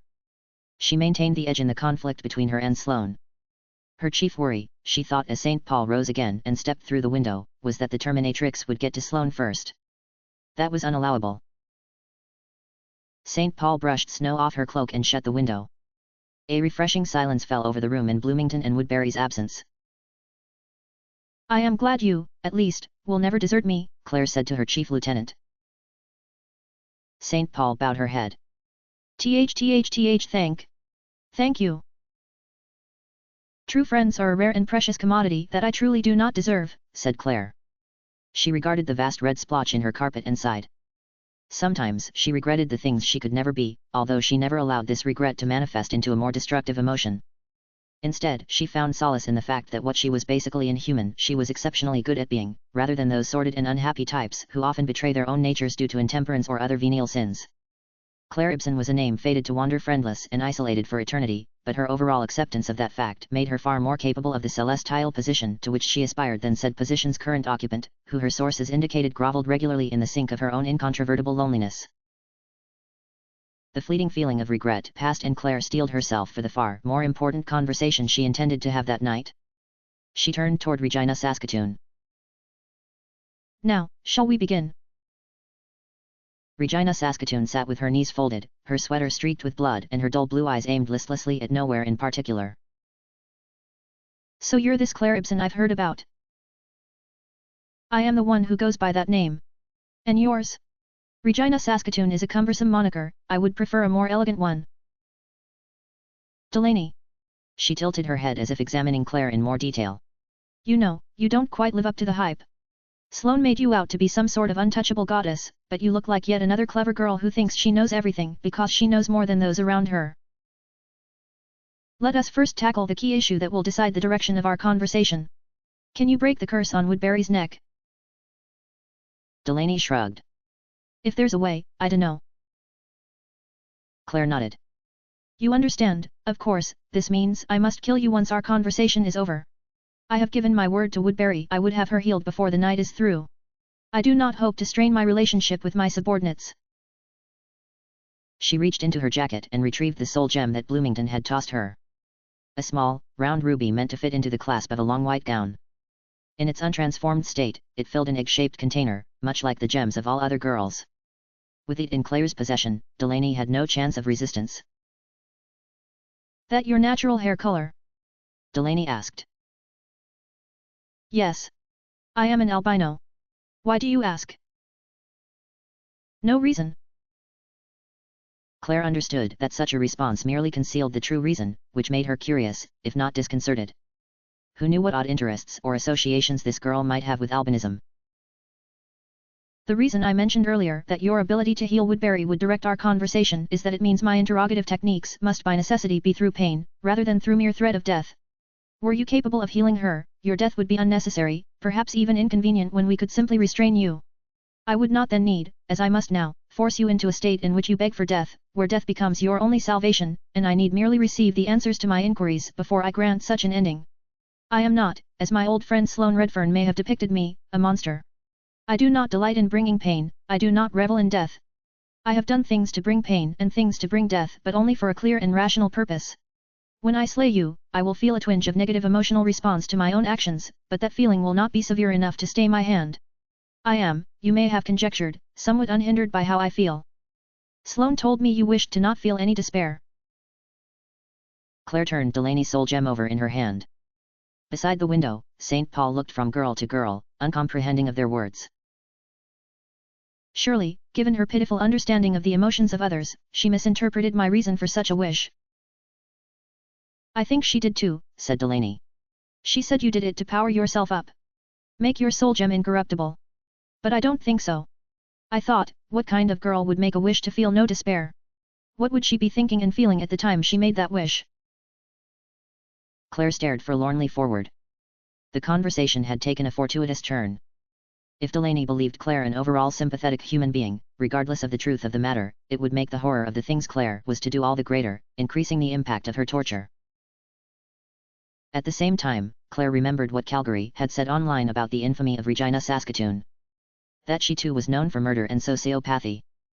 Claire had to be conscious that Delaney was presenting herself as empathic and thus human, to make Claire believe her torture would have more impact in the first place. She looked the girl over. Her face was flush and bright with life, but the eyes were dead. St. Paul, said Claire. Run to the kitchen. In the fourth cabinet from the door, find the pots. Take a medium-sized pot and fill it with water. Boil the water. Do you know how to boil water, St. Paul? St. Paul stared. No. No. Place the pan of water on top of the stove. Turn the dial on the stove to the high setting. Can you remember that, St. Paul? The high setting. Hey. High. High setting. Very good. Once the stove is on, watch the pot of water. When the water bubbles, turn off the stove and bring the pot to me. Be careful not to spill it. Do you remember all that? After a trepid pause, St. Paul nodded. Why, yes. Yes. Claire waited until St. Paul left the room. She closed the door and turned to Delaney. Where were we? Yes, our interrogation. I will give you the opportunity to answer my questions without duress only once. Then I shall be forced to inflict harm upon you. Understood? Delaney said nothing. My first question is simple. Has Sloane Redfern, upon receipt of the Williston Archon's cubes, developed any additional powers or abilities beyond those she used previously? Delaney stared at her with dead blue eyes. Her response at this point did not matter. With some squeamish girls, lies could be discerned immediately. But Delaney was not a squeamish girl, she was a dangerous murderer. A sociopath. Sociopaths were exceptional liars. They were confident and charismatic. Claire could not rely upon her advanced knowledge of body language to divine truth from fiction. Instead, she would wait and see how Delaney's story transmogrified once Claire dealt her unfathomable pain. No way. I love Sloane, I really do, but let's face it, the girl's a clod. She can't for the life of her conceive anything different than running and shooting. She could have all the power of all the archons of the world and that wouldn't change. A reasonable answer, delivered without any cause to believe it falsehood. It may, perhaps, even turn out true. When St. Paul returned with the water, they would see. Very well. Thank you for your cooperation. Words to imbue in Delaney a false sense of security, perhaps encourage her to partake in more brazen lies, more easily broken. My next question is similar. Does Sloane Redfern have any more allies? Delaney stretched her arms as if yawning. Oh yeah. She's got that one girl, who turns invisible I think. What's her name, Homura? Claire's eyes narrowed. Omaha.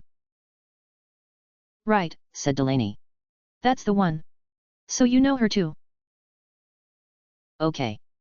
Claire had to concede this Delaney girl was not bad. If she had not been before, Claire must be on her guard now. She stalled for time with a polite cough as she swiftly processed the information from Delaney's response. Article 1, Delaney claimed Omaha had sided with Sloane.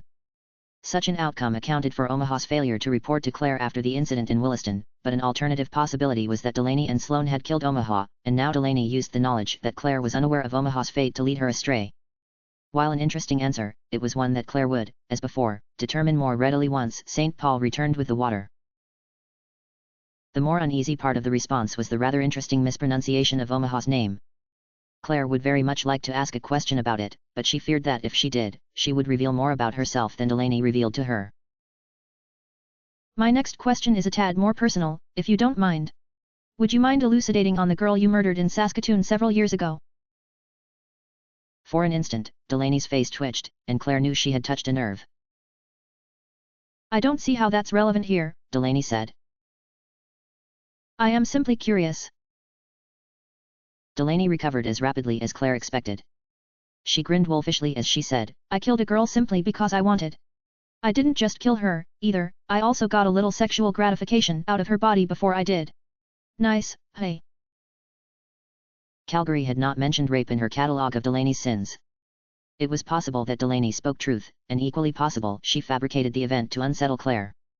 Like a smart girl, Delaney had realized she would win no points by chasing Claire's pity.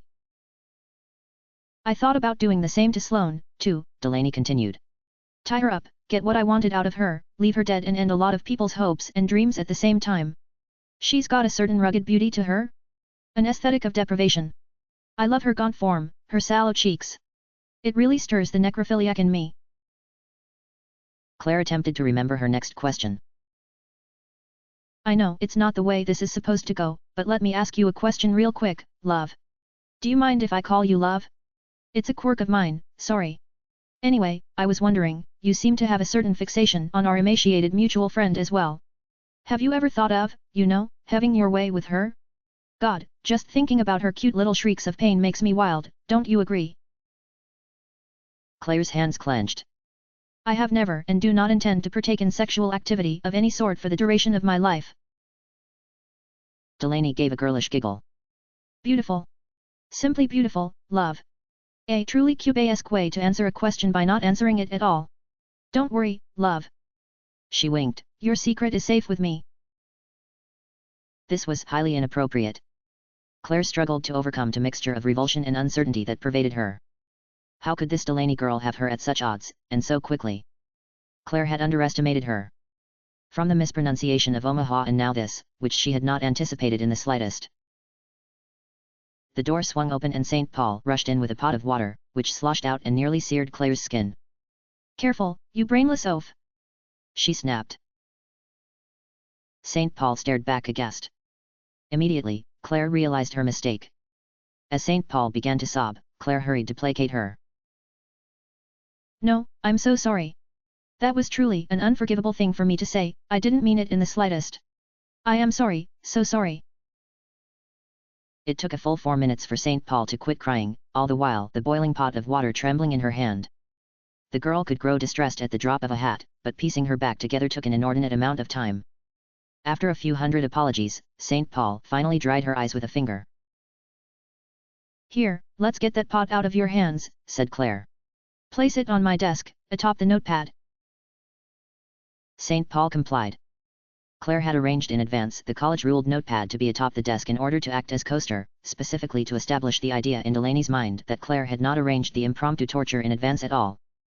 Now, such entry-level diversions and distortions of Claire's true character seemed entirely irrelevant. What mattered now was that Claire had Delaney's soul gem, and Delaney, for all her words, had nothing at all. What's wrong, love? Said Delaney. You seem a tad flustered. The water bubbled and frothed in the pot. At least St. Paul had succeeded in following instructions, although the innocent and cutesy failure of her to boil water, had it happened, would have played nicely into Claire's facade. Claire composed herself. She straightened her jacket and tie. She smoothed her skirt. She gave a cursory check toward St. Paul to ensure no ill effects of the outburst lingered. She took out Delaney's soul gem and balanced it on her upturned palm. I thank you so far for your cooperation, Delaney. While your answers have been forthright and forthcoming, I am afraid I require additional certainty toward their veracity. As such, I shall ask you the same questions again, and also a few questions we perhaps did not get the chance to discuss previously. Claire held her hand over the boiling pot and turned it over. Delaney's soul gem fell in with a plop. Delaney screamed. All of her smug intelligence evaporated, replaced by a howling face of anguish. Her hands pawed her unharmed body, her legs kicked the air, her eyes twitched in circuitous rhythms. Claire reached into the pot and pulled out the dripping gem. I ask again, has Sloane Redfern developed any new techniques or abilities since acquiring the cubes from the Williston Archon? Still writhing, Delaney shouted, No you can't, she's a useless fucking tool, don't you already know? Claire turned over her hand and dropped the gem into the water. She watched Delaney struggle with stolid expressionlessness. After enough time elapsed, Claire retrieved the gem. Does Sloane have any other allies with her? Is Omaha on her side? Yes, yes, yes. So she stuck by her story. No doubt it would take more than a little pain to break her. Fortunately, they had all night.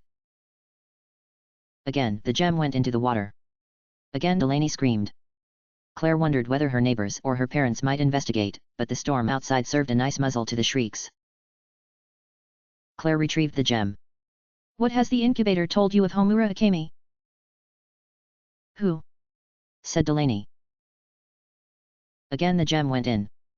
Claire waited twice as long as usual before retrieving it and asking the same question. She's a demon, gasped Delaney. A demon who enslaved God. Why had the incubator told her that? What purpose did it serve the incubator's designs that this random ancillary component of his plot knows so much? And why had the incubator not indicated to Claire even an inkling of this girl's knowledge? She decided to ask Delaney. Whether Delaney knew did not matter. The hopelessness of being posed a question you truly did not know could shatter nerves. Into the water went the gem. Seconds passed. Out of the water went the gem. She would need to send St. Paul to heat another pot soon. Why did the incubator tell you about Homura Akemi? For a long time, Delaney said nothing. She only stared at Claire helplessly. Claire sighed. As she began to turn her hand, however, Delaney cried, "Wait!" And so Claire waited. A brief respite could deepen the pain felt upon its renewal. Yes. Do you want to know why the incubator told me? Do you really want to know? I asked the question. Delaney shuffled forward on her hands and knees and peered up at Claire. St. Paul made a staggered step as Delaney placed her hands on Claire's ankles, but Claire signaled all was well. I'm going to ask you one thing, said Delaney. Just tell me if it's true, and I'll know why the incubator told us both about her. Just let me ask one thing. Ask, then. Delaney took a deep breath. She grabbed at the skin of her arms as the effects of having her entire soul plunged into scalding water reverberated through her. As Claire watched, Delaney's dull blue eyes began to change their color, fading into a muddled shade. Are you adopted? Said Delaney. Do you know your true parents? The question took a moment to register. Claire stepped back, even as Delaney tugged at her ankles. Adopted? Yes. I am. But how? It was not simply the color of Delaney's eyes that changed. Her hair began to lose its brown luster, the color ebbing away, draining from the roots outward. As the change spread, Claire realized why Delaney's eyes had seemed so dull and dead. Not because of the inherent sociopathy of her personality, but because of the aura of fakeness that persisted around magic one used to alter their own appearance. Because, said Delaney. I, too. Her eyes were red. Her hair was white.